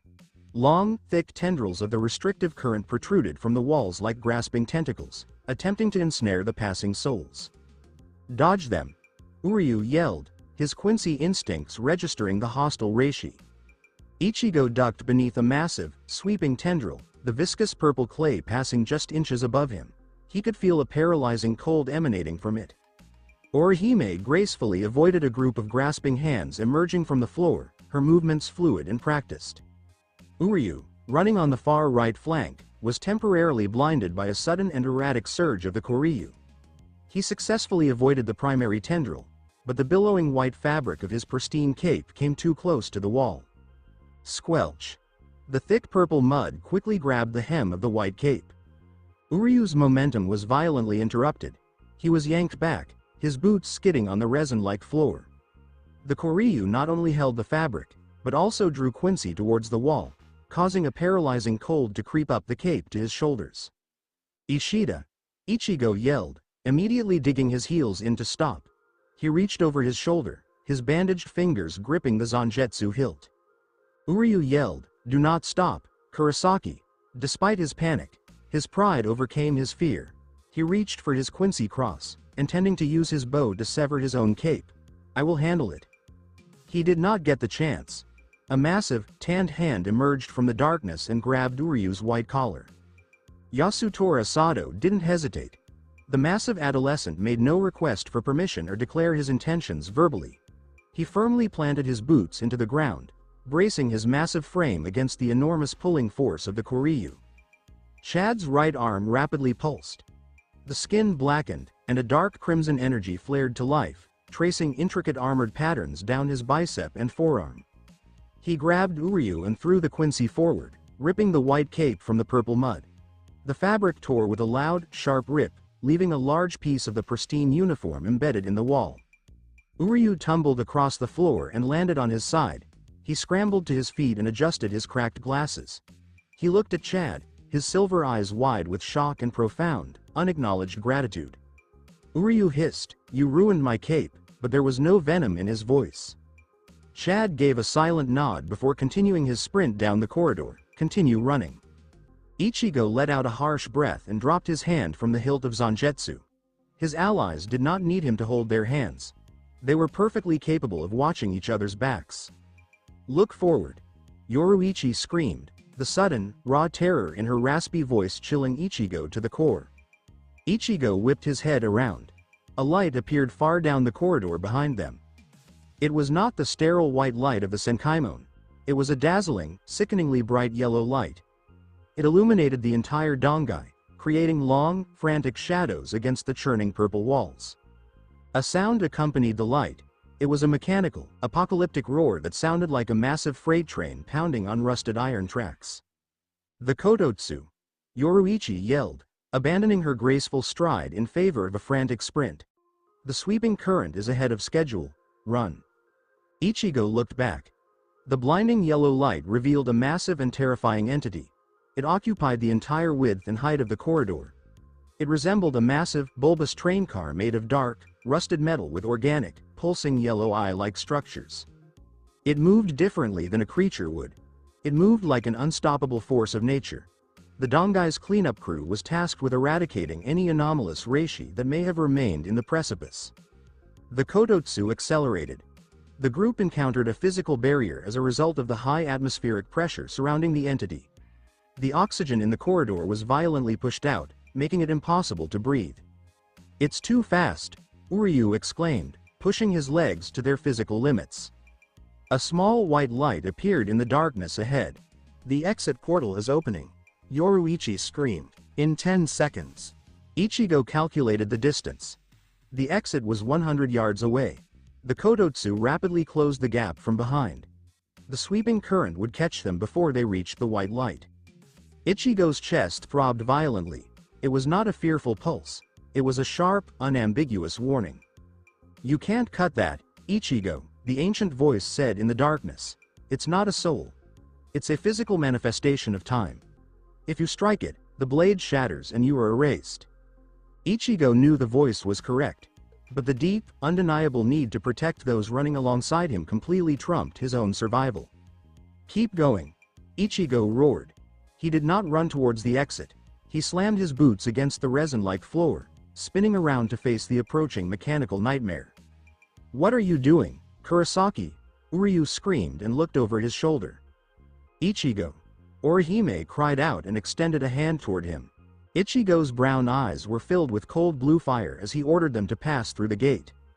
He reached over his right shoulder to grab Zangetsu's white cloth wrapping. He drew the enormous black cleaver, resting the massive flat of steel directly in front of him. The Kodotsu struck him with blinding yellow light, causing retinal damage. The grinding, mechanical roar was deafening, shaking the marrow of his bones. Ichigo did not attempt to cut the entity. He remembered the arduous training in the caverns. He remembered Urahara's advice to condense his frantic desire into a single, razor-sharp focus. He channeled his fear and desperation to save his friends into black steel. The edge of Zangetsu started to glow. It was not a brittle, leaking aura. It was a concentrated sliver of blinding pale blue energy that hummed with enough force to warp the air around the blade. The Kodotsu was 10 feet away. Ichigo swung the massive cleaver in a brutal upward arc. He did not hit the Kodotsu directly. He unleashed the reishi that had been compressed into the edge of his blade. Zangetsu emitted a massive crescent-shaped wave of pale blue energy. It ripped through the dark corridor, illuminating the Dongai with blinding sapphire light. The reishi wave collided with the front of the sweeping current. The impact was catastrophic. The pale blue energy did not consume the temporal entity, but the sheer, astronomical density of Ichigo's compressed need served as a physical barrier. The Kodotsu gave a violent shudder. Its unstoppable momentum was halted for precisely 1.5 seconds. The blast's kinetic backlash struck Ichigo like a cannonball. He was violently thrown backward, and the heavy black cleaver flew from his grip. He tumbled through the air, completely disoriented, the wind knocking at his lungs. He felt a powerful hand grab his ankle in midair. Chad reached the exit portal's threshold. The giant teenager anchored himself against the Senkaimon's frame and caught Ichigo in mid-flight, yanking him backward into the sterile white light. The Kodotsu recovered from the blast with a deafening metallic shriek and surged forward. Chad threw himself backward and dragged Ichigo with him. Uryu, Orihime, and Yoruichi had already disappeared into the blinding light. The mechanical nightmare swept the temporal corridor clean, resembling their previous location. The sensory transition occurred instantly. Ichigo slammed into a dirt road, tumbling and crashing into a wooden fence. The suffocating, sterile darkness of the precipice world vanished, leaving behind the scent of damp earth, wood smoke, and fresh, humid air. He lay on his back and stared up. The sky was a brilliant azure blue. Fluffy white clouds moved lazily across the horizon. Ichigo gasped and heaved as he inhaled fresh oxygen into his burning lungs. He rolled onto his side and pushed himself up on his elbows. Zangetsu lay in the dirt a few feet away, his heavy black steel completely unharmed. He looked around. They had crashed into a wide, dusty street with small, dilapidated wooden shacks. It resembled an impoverished feudal village. The village's residents, men, women, and children dressed in rags, were staring at the newcomers with wide, terrified eyes before slowly backing away into the shadows of their homes. Yoruichi sat atop the wooden fence that Ichigo had just crashed into. The black cat licked a paw, completely unconcerned by the violent arrival. Uryu Ishida sat on the dirt road, dusting off the remaining fabric of his ruined white uniform with a deep disgust. Chad stood nearby, his massive chest rising and falling slowly, his dark eyes scanning the area.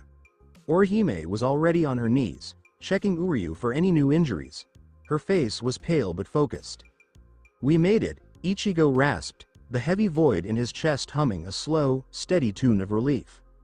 "We made it through the entrance," Yoruichi corrected, her golden eyes turning to the horizon. "Stand up, Kurosaki. Look at what you've come to break." Ichigo grabbed his Zanpakuto's cloth-wrapped hilt and stood up. He followed the cat's gaze. A circular wall of pristine white stone towered above the Rukongai slums. It stood impossibly tall, gleaming in the sunlight like a god-forged fortress. The Seirei, the court for pure souls. Ichigo felt suffocated by the captain's spiritual pressures emanating from the fortress as he stared at its towering walls. The sheer size of the enemy stronghold was staggering. Despite his circumstances, Ichigo Kurosaki remained optimistic. He lifted Zangetsu and rested the heavy black steel on his shoulder, his brown eyes fixed on the white walls. He had forged the blade. He had crossed the precipice. The executioners waited, but he had finally arrived in their world. Dust from the precipice world still clung to them, a fine gritty film that felt heavier than ordinary dirt. Ichigo Kurosaki stood on the dirt road of the Rukongai, the massive black steel of Zangetsu resting easily on his right shoulder. The mocking perfection of the blinding blue sky overhead. There's no oppressive, rotting copper smell of hollows here. The air was pure, sharp and tasted unbelievably dense. "The spiritual particles in the atmosphere are completely different," Uryu Ishida said angrily, brushing aside the shredded remains of his pristine white uniform. The Quincy pushed his cracked glasses up his nose, his silver eyes surveying the dilapidated wooden shacks and the terrified, ragged souls that peered at them from the shadows. "It's like breathing underwater. The air is heavy with reishi, to suffocation." "It's fuel," Yoruichi corrected, the black cat sitting neatly on the wooden fence post. Her golden eyes narrowed in the bright sun. "Every soul, every blade of grass, every stone in this world is made entirely of reishi. To a Quincy it is a veritable armory. To a Shinigami, it is an ocean. Don't choke on it, boy." Ichigo exhaled slowly and deeply. The cat was correct. He felt it in his lungs. The days in Urahara's cave were grueling and his spiritual muscles ached hollow with desperation. But the ache began to soothe immediately. The surroundings were feeding the pale blue furnace within him. But he didn't let the fire grow. He remembered the blinding, agonizing heat of his own power running rampant, and he forced the energy inward. He packed the ambient reishi tight, deep in the marrow of his bones and the sharp silver edge of the massive cleaver in his hand. "They're afraid of us," Orihime Inoue said quietly, her gray eyes full of deep, quiet empathy. She saw a little boy crouching behind a wooden barrel. He wore a ragged, oversized shirt on a gaunt body. Orihime didn't go to him. She knew they had come in a terrible and violent way. She offered a gentle, comforting smile and kept her hands in view, non-aggressive. The boy blinked. The terror in his eyes faded a little, and he darted back into the shadows. "We are Ryoka," Yoruichi explained, jumping down from the fence, landing lightly on the dirt. "Foreign invaders. To the Rukongai, anyone who falls from the sky without the aid of a Shinigami is an aberration. Anomalies attract the wrath of the Seirei." Yasutora Sado took a step forward, his large body casting a long shadow over the dusty road. His dark eyes were impassive as he looked out beyond the slums, at the clean white circular wall miles away.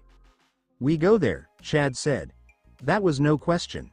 It was the ponderous, immovable fact of their coming. "Yeah," Ichigo replied, tightening his grip on the white cloth wrapping on his hilt. "And we go there." Deep under the blue sky, the flooded city of the inner mindscape was soaking up the atmosphere. The pale blue Shinigami waters had risen considerably, lapping the sides of the broken glass skyscrapers. The density of the reishi of the Soul Society was seeping into Ichigo's spiritual avatar, drenching the inner world with cold, pristine energy. At the bottom of the darkest trench, Naruto Uzumaki grunted, his spirit muscles straining against the heavy, rusted chains. "Easy, kid," Naruto's mind voice echoed through the cold water, a weighty, timeless caution.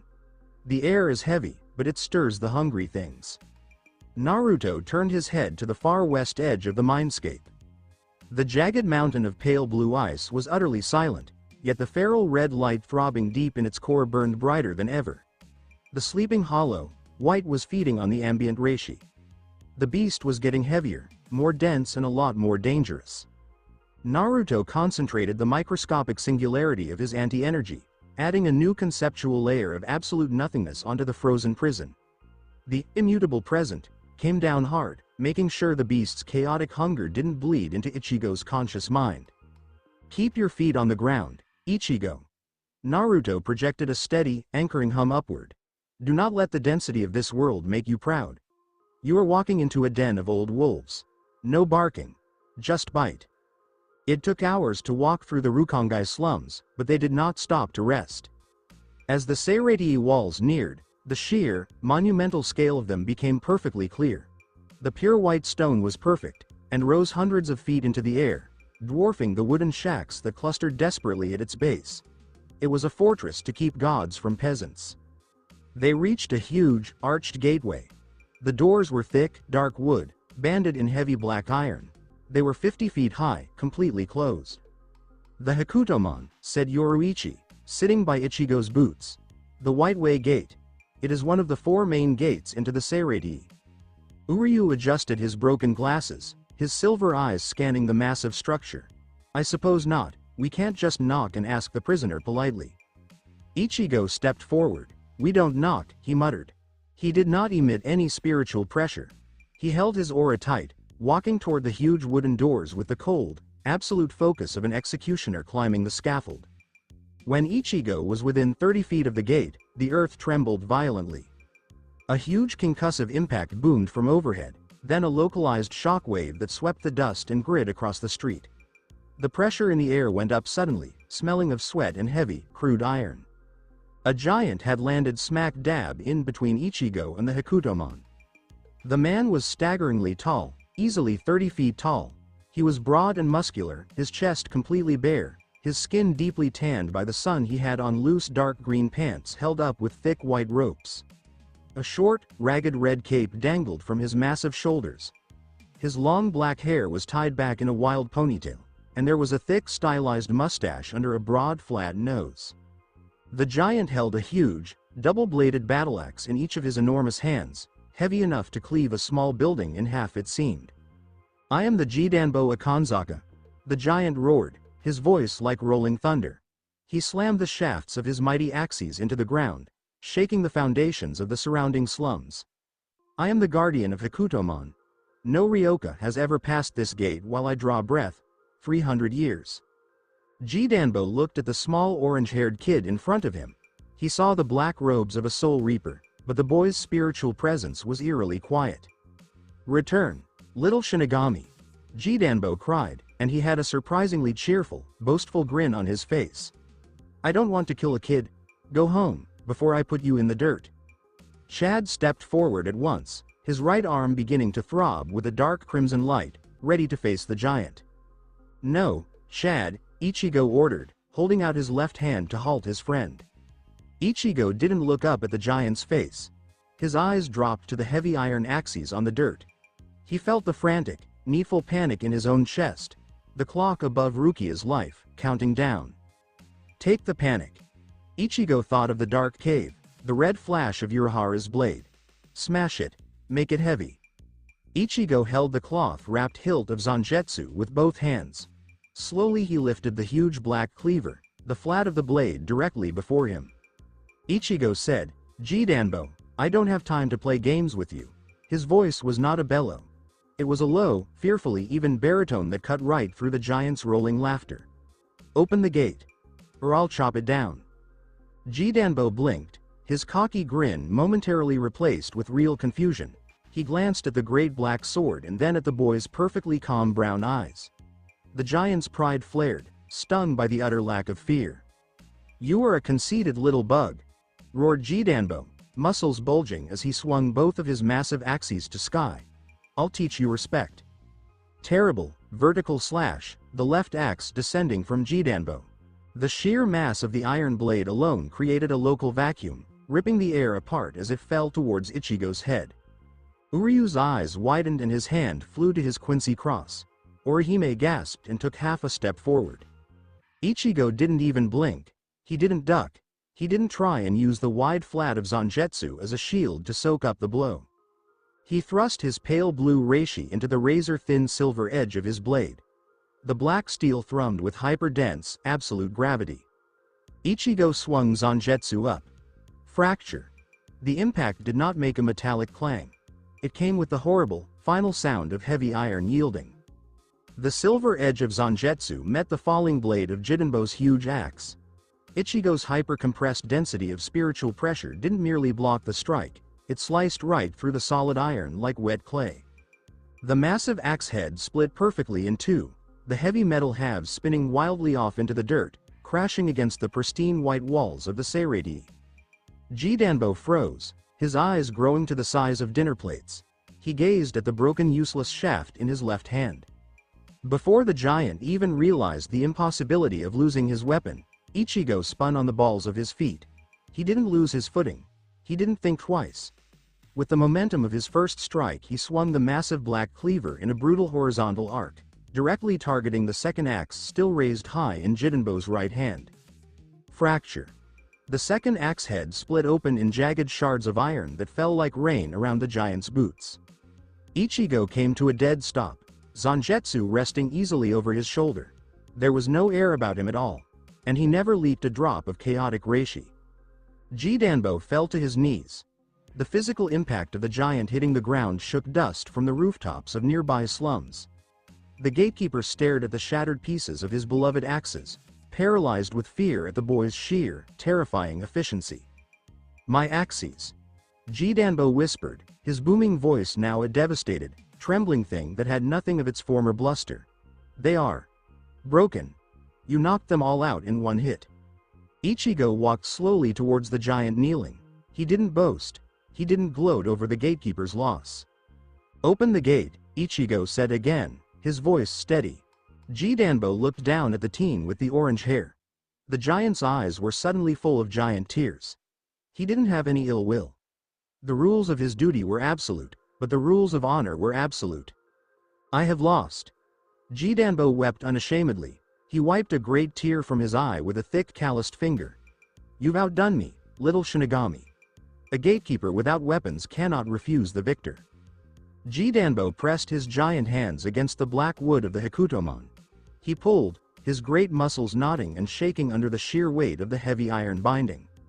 A grinding screech, so loud it echoed for miles, and the massive wooden doors began to slowly lift upward.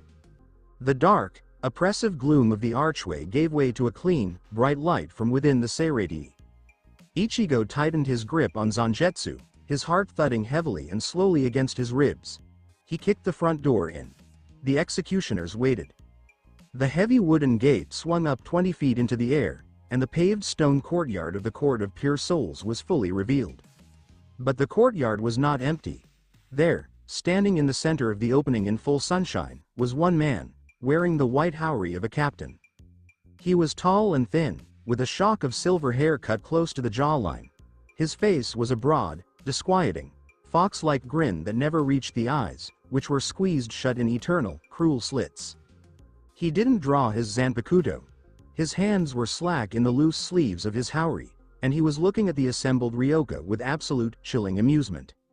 My, the captain purred, his voice a smooth, venomous thing, slithered through the air like a physical serpent. What a terrible noise you have made at our front door. And I thought it was going to be a quiet afternoon. The heavy, silent emptiness in Ichigo's chest convulsed violently and instantaneously. The air pressure from the open gate did not feel like the crushing, freezing glacier of Byakuya Kuchiki or the roaring, attacking fire of Renji Aburai. It was like a razor blade sliding slowly, achingly, down the back of Ichigo's neck. Yoruichi's fur stood on end. She hissed out low and dangerous. Captain 3rd Division. Jin Ichimaru. Jin tilted his head a little, his unsettling smile widening a fraction. Hello Jidanbo. Looks like you let a few stray dogs in the courtyard. Want me to write him down for you? The air that flowed out of the Seirei was clean, not the grit and stagnation that permeated the Rukongai. But all that clean air curdled as Jin Ichimaru stood in the middle of the Hikutomon. It sharpened, with the faint metallic scent of a scalpel. Ichigo Kurosaki didn't bring his huge black sword down. He could feel the cold sweat prickling at the back of his neck. His chest was heavy and silent, throbbing with a low, continuous warning. The captain's wide, mocking smile concealed absolute lethality. Jidanbo trembled on his knees beside the wreckage of his axes. The giant gatekeeper looked up at the silver-haired captain, his face pale, great tears coursing down his dusty cheeks. Captain Ichimaru. Jidanbo rumbled. His voice was heavy with shame and deep respect. I failed. The boy damaged my axes. I am outdone by the old law of the gate. I had to open the door. Jin didn't look at the giant. His slit eyes were fixed solely on Ichigo, his hands still hidden in the wide sleeves of his haori. So it is? Jin purred, his voice taking on a slow folksy cadence that only made the venom underneath all the more apparent. You lost. So you opened the door. How honorable, Jidanbo. But you see, your job isn't to be honorable. Your business is to keep the door closed. Jin's right hand came out of his sleeve slowly. He carried a short, dull-looking wakizashi. The blade was only just over 2 feet long, and completely unthreatening compared to the colossal black cleaver Ichigo held in his grip. Worse than useless, Jin whispered, his unsettling smile widening a fraction, is a gatekeeper who opens the gate for the enemy. He is an accessory. Jin flicked his wrist. There was no flash step. There was no great gush of spiritual pressure. The motion was perfectly casual, like a man swatting a nuisance fly. A silver arc of light cut through the air. Blood sprayed violently across the pristine white paving stones of the Seirei courtyard. Jidanbo howled a deafening and tortuous roar, clutching his huge left bicep. A deep, terrible gash had been ripped into the giant's arm, cutting through muscle, spilling dark crimson onto the dirt. Asterisk Jidanbo, Orihime gasped, hands flying to her mouth in shock. Ichigo's brown eyes widened. He hadn't even seen the blade travel the distance. There was none of the heavy telegraphed bulk of a Renji or Urahara attack here. It was a technique for assassination, without a single wasted movement. Jin let the short blade slacken across his shoulder and his slitted eyes finally curved down to regard the bleeding giant. Oops, Jin said softly. I dropped it. No problem, big boy. I'll do the next one clean. Jin lowered the wakizashi, the tip aimed directly at Jidanbo's massive neck. Ichigo didn't think. Some deep, violent, chaotic need to protect, some absolute refusal to let another man bleed for him, had overridden his tactical caution. He kicked dirt out of his pale blue reishi as he dumped them into his sandals. In a fraction of a second, he launched himself forward, clearing the border of the Seirei. Ichigo raised the massive flat of Zangetsu, positioning his body between the silver-haired captain and the giant on his knees. You're not going to touch him, Ichigo screamed. Jin didn't look surprised. His pale face was fixed with the wide, fox-like grin. My. The stray dog has a little bite, Jin said. But you shouldn't tread where you don't belong, boy. Jin lifted the short blade, pointing it right at the center of the huge black cleaver that faced him. Kill on sight, Jin whispered. Shinso. Deep in the inner mindscape, the dry, cracked ocean floor shook violently. Naruto Uzumaki snapped his head up. He didn't feel the reishi crushing wave. he felt an infinitesimal, incredibly dense point of absolute kinetic force. Buckle up. Naruto heaved his conceptual weight upward, his voice breaking the silent dark. Ichigo. It's not a sword. That's a bullet. The short blade in Jin's hand didn't have a huge aura.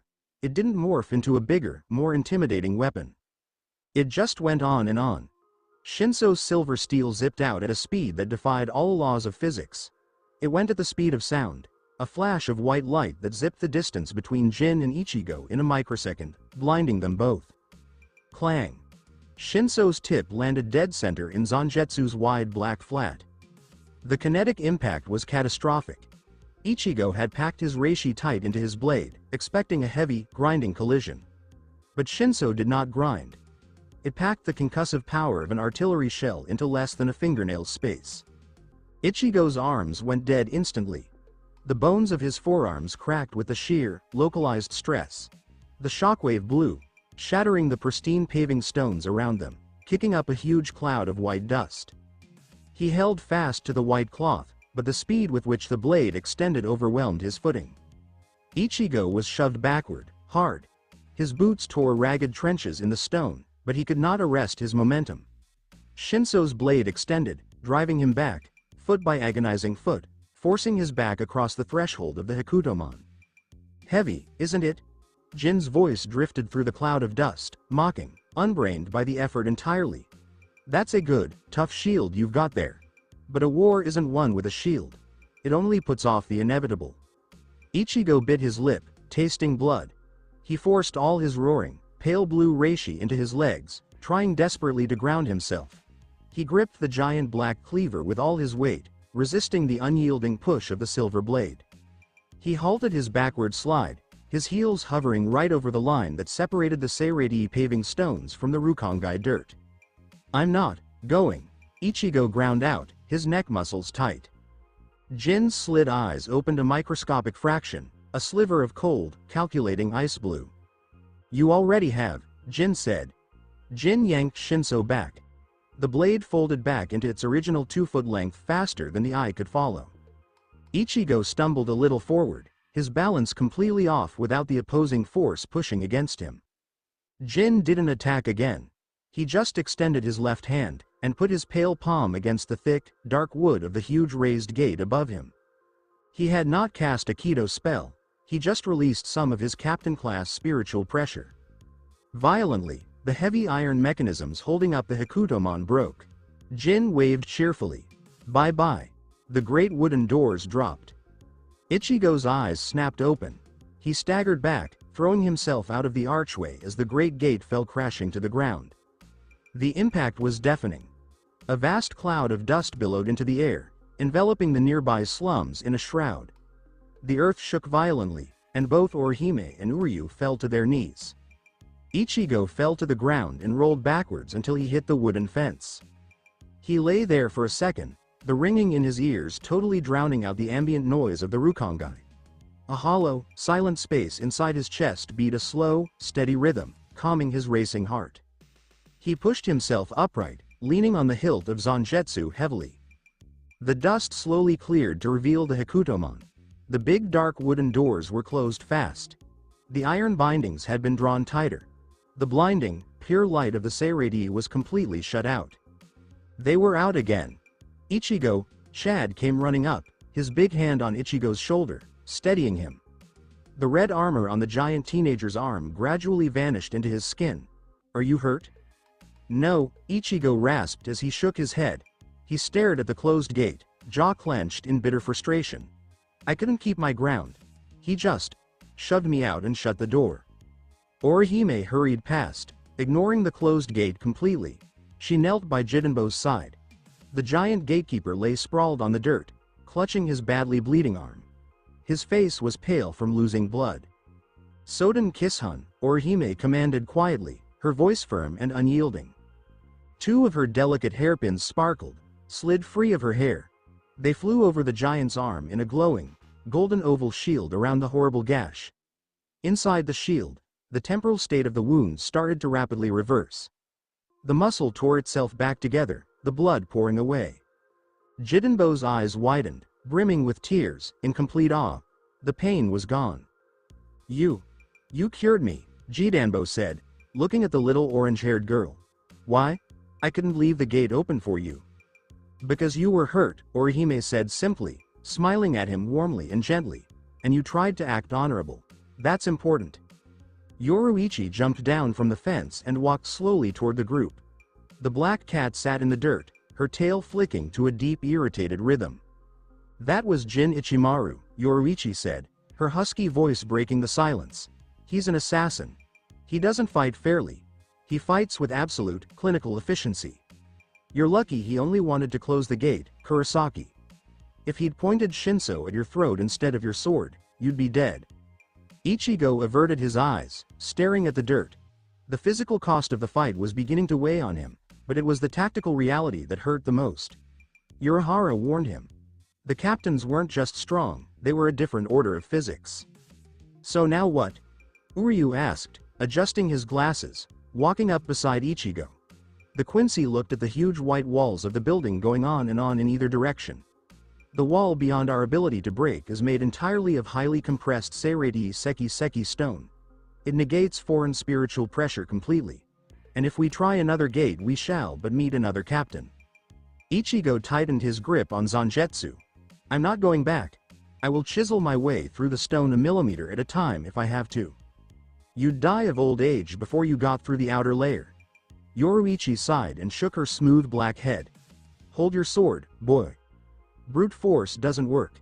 Now we have to use other means. Ichigo frowned, looking down at the feline. Alternative methods? What does it mean? It means we find someone that knows how to get around the walls, Yoruichi said, her golden eyes shining with a sudden crafty light.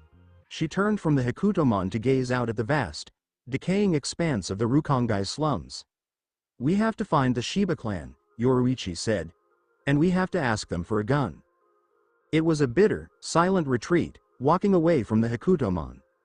The clean white paving stones of the Seirei were gone, replaced once more by the uneven, hard-packed dirt of the Rukongai slums. The afternoon sun was beating down, baking the dusty streets, bringing out the pungent smells of unwashed bodies, wood smoke and stale refuse. Ichigo Kurosaki cradled Zangetsu over his shoulder, the heavy black steel a constant, grinding reminder of his failure at the gate. His forearm muscles throbbed with a dull, sickening ache from having intercepted Jin Ichimaru's strike. The difference in living conditions is shocking, Uryu Ishida said, and looked over a row of ramshackle wooden huts that appeared as if a good gust of wind would blow them right over. The Quincy tiptoed across the still puddle, knowing his boots were ruined. The Seirei is covered in perfect stone. The souls they say they protect live in complete filth. It's a hierarchy. Yoruichi's raspy voice floated back from the head of the group. The black cat padded softly through the dust, her tail lifted. The closer you are to the center of the Seirei, the more concentrated the pure reishi is. The outer districts of the Rukongai are left to scavenge the scraps. The Soul Society is no paradise, Quincy. It's a military dictatorship. Yasutora Sado walked silently behind Uryu, his massive head turning to watch a group of ragged children watching them from an alleyway. He did not say anything, but his broad shoulders stiffened with a heavy, unspoken disapproval. Orihime. Inoue brushed past Chad, her gray eyes heavy with a quiet, deep grief. She dug into the little cloth satchel hanging from her shoulder, and came out with a wrapped rice ball she brought from the living world. She didn't get all dramatic about it. They passed and she just laid it quietly on the lip of a wooden barrel and gave the hungry eyes peeking out of the shadows a warm, brief smile. Ichigo didn't join the conversation. The only thing on his mind was the silver flash of the captain's blade. Jin hadn't tried to talk him down. Jin had just condensed his lethal power into a tiny point and shot it out like a bullet. Ichigo thought his jaw was tight. I was too stiff. I put the reishi into Zangetsu, but planted my feet like a wall. When a cannonball strikes a wall, it breaks. Beneath the physical exhaustion, the flooded city of the inner mindscape echoed with the slow, rich drip of dark water. Naruto Uzumaki sat against the great stone pillar, the heavy iron chains draped loosely in his lap. The crippled god of the void felt the bitter frustration gnaw at the spiritual bones of Ichigo. You survived the serpent, Ichigo. Naruto emitted a low, steadying hum upwards, a subtle vibration meant to calm the boy's racing mind. Don't let the poison of failure rot your focus. The captain was fleet of foot, for he carried no dead weight. His sword did not drag. Naruto focused all of his attention to the far west. The jagged mountain of pale blue ice was still solid, but the feral red light pulsing within it was erratic, starving for release. You carry a heavy sword, Naruto murmured into the quiet dark, grounding the boy's fraying nerves. You can't outpace an assassin.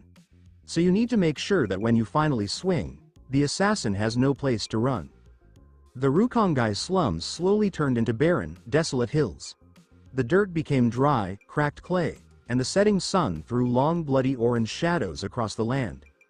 We're here, Yoruichi said, stopping on the crest of a steep ridge. Ichigo stopped next to the cat, his brown eyes widening a little. Risen from the barren valley below was architectural absurdity. There was a great sprawling traditional Japanese estate, all alone in the wasteland. But protruding from the sides of the main compound were two huge, muscular arms carved from solid stone. Giant stone hands held a large billowing white banner. On it was a stylized swirling emblem. Who builds a house with huge stone arms? The sheer ridiculousness of the structure momentarily cut through his dark mood. Ichigo. The Shiba clan, Yoruichi said, her voice hoarse but laced with real amusement. They are strange. They used to be one of the 5 great noble families of the Soul Society but lost their standing. Now they're way out on the fringe of the law. Come on. Don't touch anything on the way down. The perimeter is heavily mined with explosive Kido. Uryu's cracked glasses shifted and his face instantly soured. Mind? We're looking for an ally or a warlord? They descended into the valley along a narrow, twisting trail that led to the compound's front gates. Before Ichigo could even knock, the heavy wooden doors crashed open. In the entryway stood a tall, imposing woman with dark, wild hair pulled back into a severe topknot. She wore a tight, bandaged bodice and loose, dark hakama trousers. She smoked a long, thin pipe, the sharp smell of cheap tobacco and burnt powder drifting out into the evening air. Most notably, her right arm was missing entirely below the shoulder, the empty sleeve pinned neatly against her side. The moment the Hakutomon dropped, I smelled trouble, said the woman. Her voice was loud and brash, carrying the unmistakable authority of a gang boss. She puffed slowly on her pipe, and her keen eyes went over the group. And then I smell a feral cat. What do you want, Yoruichi? Kukaku, Yoruichi said, striding past the fearsome woman and into the courtyard as if she owned the estate. It's been too long. Can I borrow your cannon? Kukaku Shiba exhaled a great cloud of gray smoke and her dark eyes narrowed dangerously. She gazed at Ichigo, his black robes and the huge cleaver wrapped in cloth on his back. You brought a Ryoka in Shinigami's robes to my doorstep. Kukaku growled, tapping the ash from her pipe against the wooden doorframe.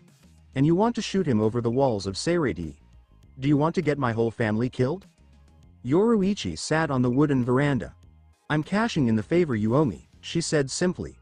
The boy must reach the Senzaiku, the White Tower. They're going to kill Rukia Kuchiki. Kukaku stopped. The aggression, the brashness, was gone, replaced by a sudden, terrifying silence. She looked again at Ichigo. This time she saw the raw, desperate exhaustion written on his features. Rukia? Kukaku said again, her voice dropping almost an octave. She bit the wooden stem of her pipe for a long, tense moment. Those goddamn bureaucrats. Okay. Take them down to the cellar. But if one of these kids blows themselves up in my launch tube, I'm charging you for the cleanup. The basement of the Shiba estate was a huge, underground silo, smelling of sulfur and thick reishi. In the center of the dark, cavernous room stood a huge, vertical iron tube, the barrel of the flower crane cannon. Thick cables and reishi conduction pipes ran from the cannon's base into the stone walls around it. The Seirei is protected by the Shakonmaku, Kukaku said, her voice echoing in the silo. She tossed a heavy canvas tarp from a wooden crate. It's a spherical shield of highly compressed spiritual energy that covers the entire fortress, above and below ground. You can't go through it. You can't go below it. But if you wrap yourself in a shell of the same reishi density, you can break it. Kukaku reached into the crate with one hand and pulled out a perfectly round, perfectly clear glass orb, about the size of a bowling ball. This is the spirit core. Kukaku lazily tossed the heavy glass sphere towards Ichigo. Ichigo caught it, his arms suddenly sagging a little with the weight. It wasn't just heavy, the glass vibrated with a strange vibration, hollow. You need ammo to shoot the cannon, Kukaku said, taking another drag from her pipe. You all have to inject your spiritual pressure into that core at the same time. You need to shape the reishi, squeeze it and keep it in a perfectly balanced sphere. That sphere will be the cannonball that will send you through the shield.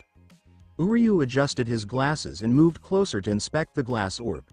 Synchronized reishi construct. It requires complete control and harmony. If one of us slips, the whole sphere will come crashing down. Worse than collapse. Kukaku smirked darkly. It will go off. If you lose your concentration in the launch tube, you won't even leave behind ash. Show them, Kurosaki, Yoruichi ordered from her perch on a nearby metal railing. Focus your energy to the core. Ichigo grabbed the glass ball with both hands. He closed his eyes, looking for the thick, cold, pale blue energy that lived in his core. He didn't have a heavy load. He just pulled out a single, sharp thread of reishi and shoved it into the glass. The reaction was violent and instantaneous. The clear glass flashed blinding blue violently. The orb bucked and bucked in his hands, thrashing like a wild animal. The reishi didn't form a sphere, but violently expanded, trying to break the glass from inside out. Stop! Stop! Kukaku growled, moving forward. Ichigo freed his hands and the energy stopped flowing. The glass orb dropped to the stone floor, a heavy thud, the blue light vanishing instantly. Ichigo panted, his hands sweating. It won't last. As soon as I shove the energy in, it tries to blow itself up. Because you're pushing, you idiot, Kukaku sighed, massaging her temple. You literally throw raw power into a bucket. You gotta mold it. You have to spin the energy, create a vortex that keeps its shape. Ichigo looked at the glass ball on the floor. He remembered the harsh training with Urahara, learning to condense his chaotic want into the edge of his blade. But a sword was a tangible mooring. They were asking him to make a shell out of nothing. Too messy, thought Ichigo, tightening his jaw. If I can't hold my own energy together, I'll blow them all to pieces. Deep within the silent void of the inner mindscape, Naruto Uzumaki opened his glowing blue eyes. The crippled god felt the strange, chaotic vibration of Ichigo trying to fill the spirit core. It was a feeling Naruto knew all too well. Naruto thought, a deep, ancient empathy rising in his chest. He's trying to hold water in his naked hands. He wants a balloon. Naruto didn't utter a word. His voice didn't get loud. He knew Ichigo couldn't afford to be distracted by talking while manipulating volatile reishi. Instead, Naruto had the absolute conceptual authority of the immutable present. He reached out his hand and his spiritual presence went right past the conscious mind and plunged into Ichigo's muscle memory and spiritual pathways. Naruto tossed out the idea as a physical sensation to Ichigo's palms, not in words but as a rotation, power, containment. Naruto remembered those long, hard days in the clean forests of Konoha. He remembered the terrible pain of the chakra slicing through the tissue of his palms as he tried to master the fourth Hokage's legacy. He took the absolute, fundamental understanding of the Rasengan, the perfect, contained sphere of hyper-compressed, spinning energy, and he silently handed the blueprint directly to Ichigo's hands. Ichigo slowly bent down and picked up the glass orb again in the underground silo. He didn't know why, but a sudden, strange clarity fell upon his hands. His pulse was being steered by the heavy, silent void in his chest, not humming. I'm going to try again, Ichigo said, very calmly.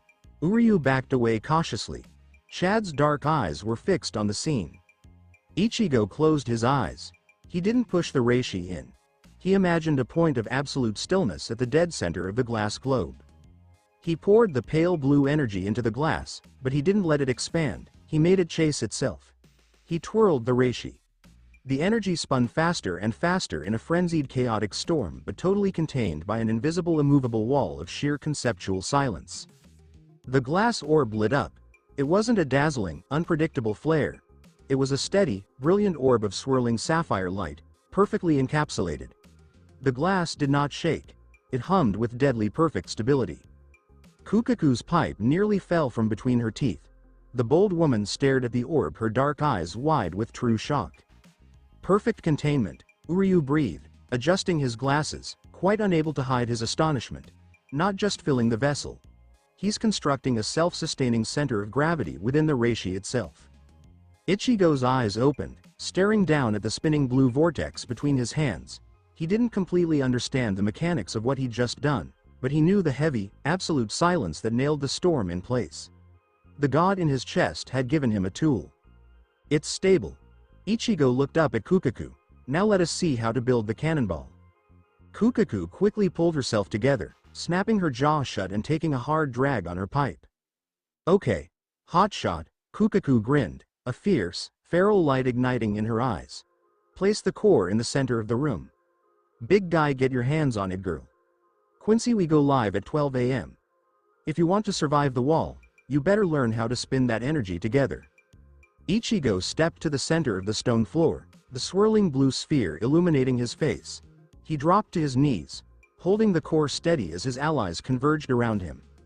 The executioners waited in their white tower, but at last Ichigo was learning to make his own ammunition. Stay tuned for more.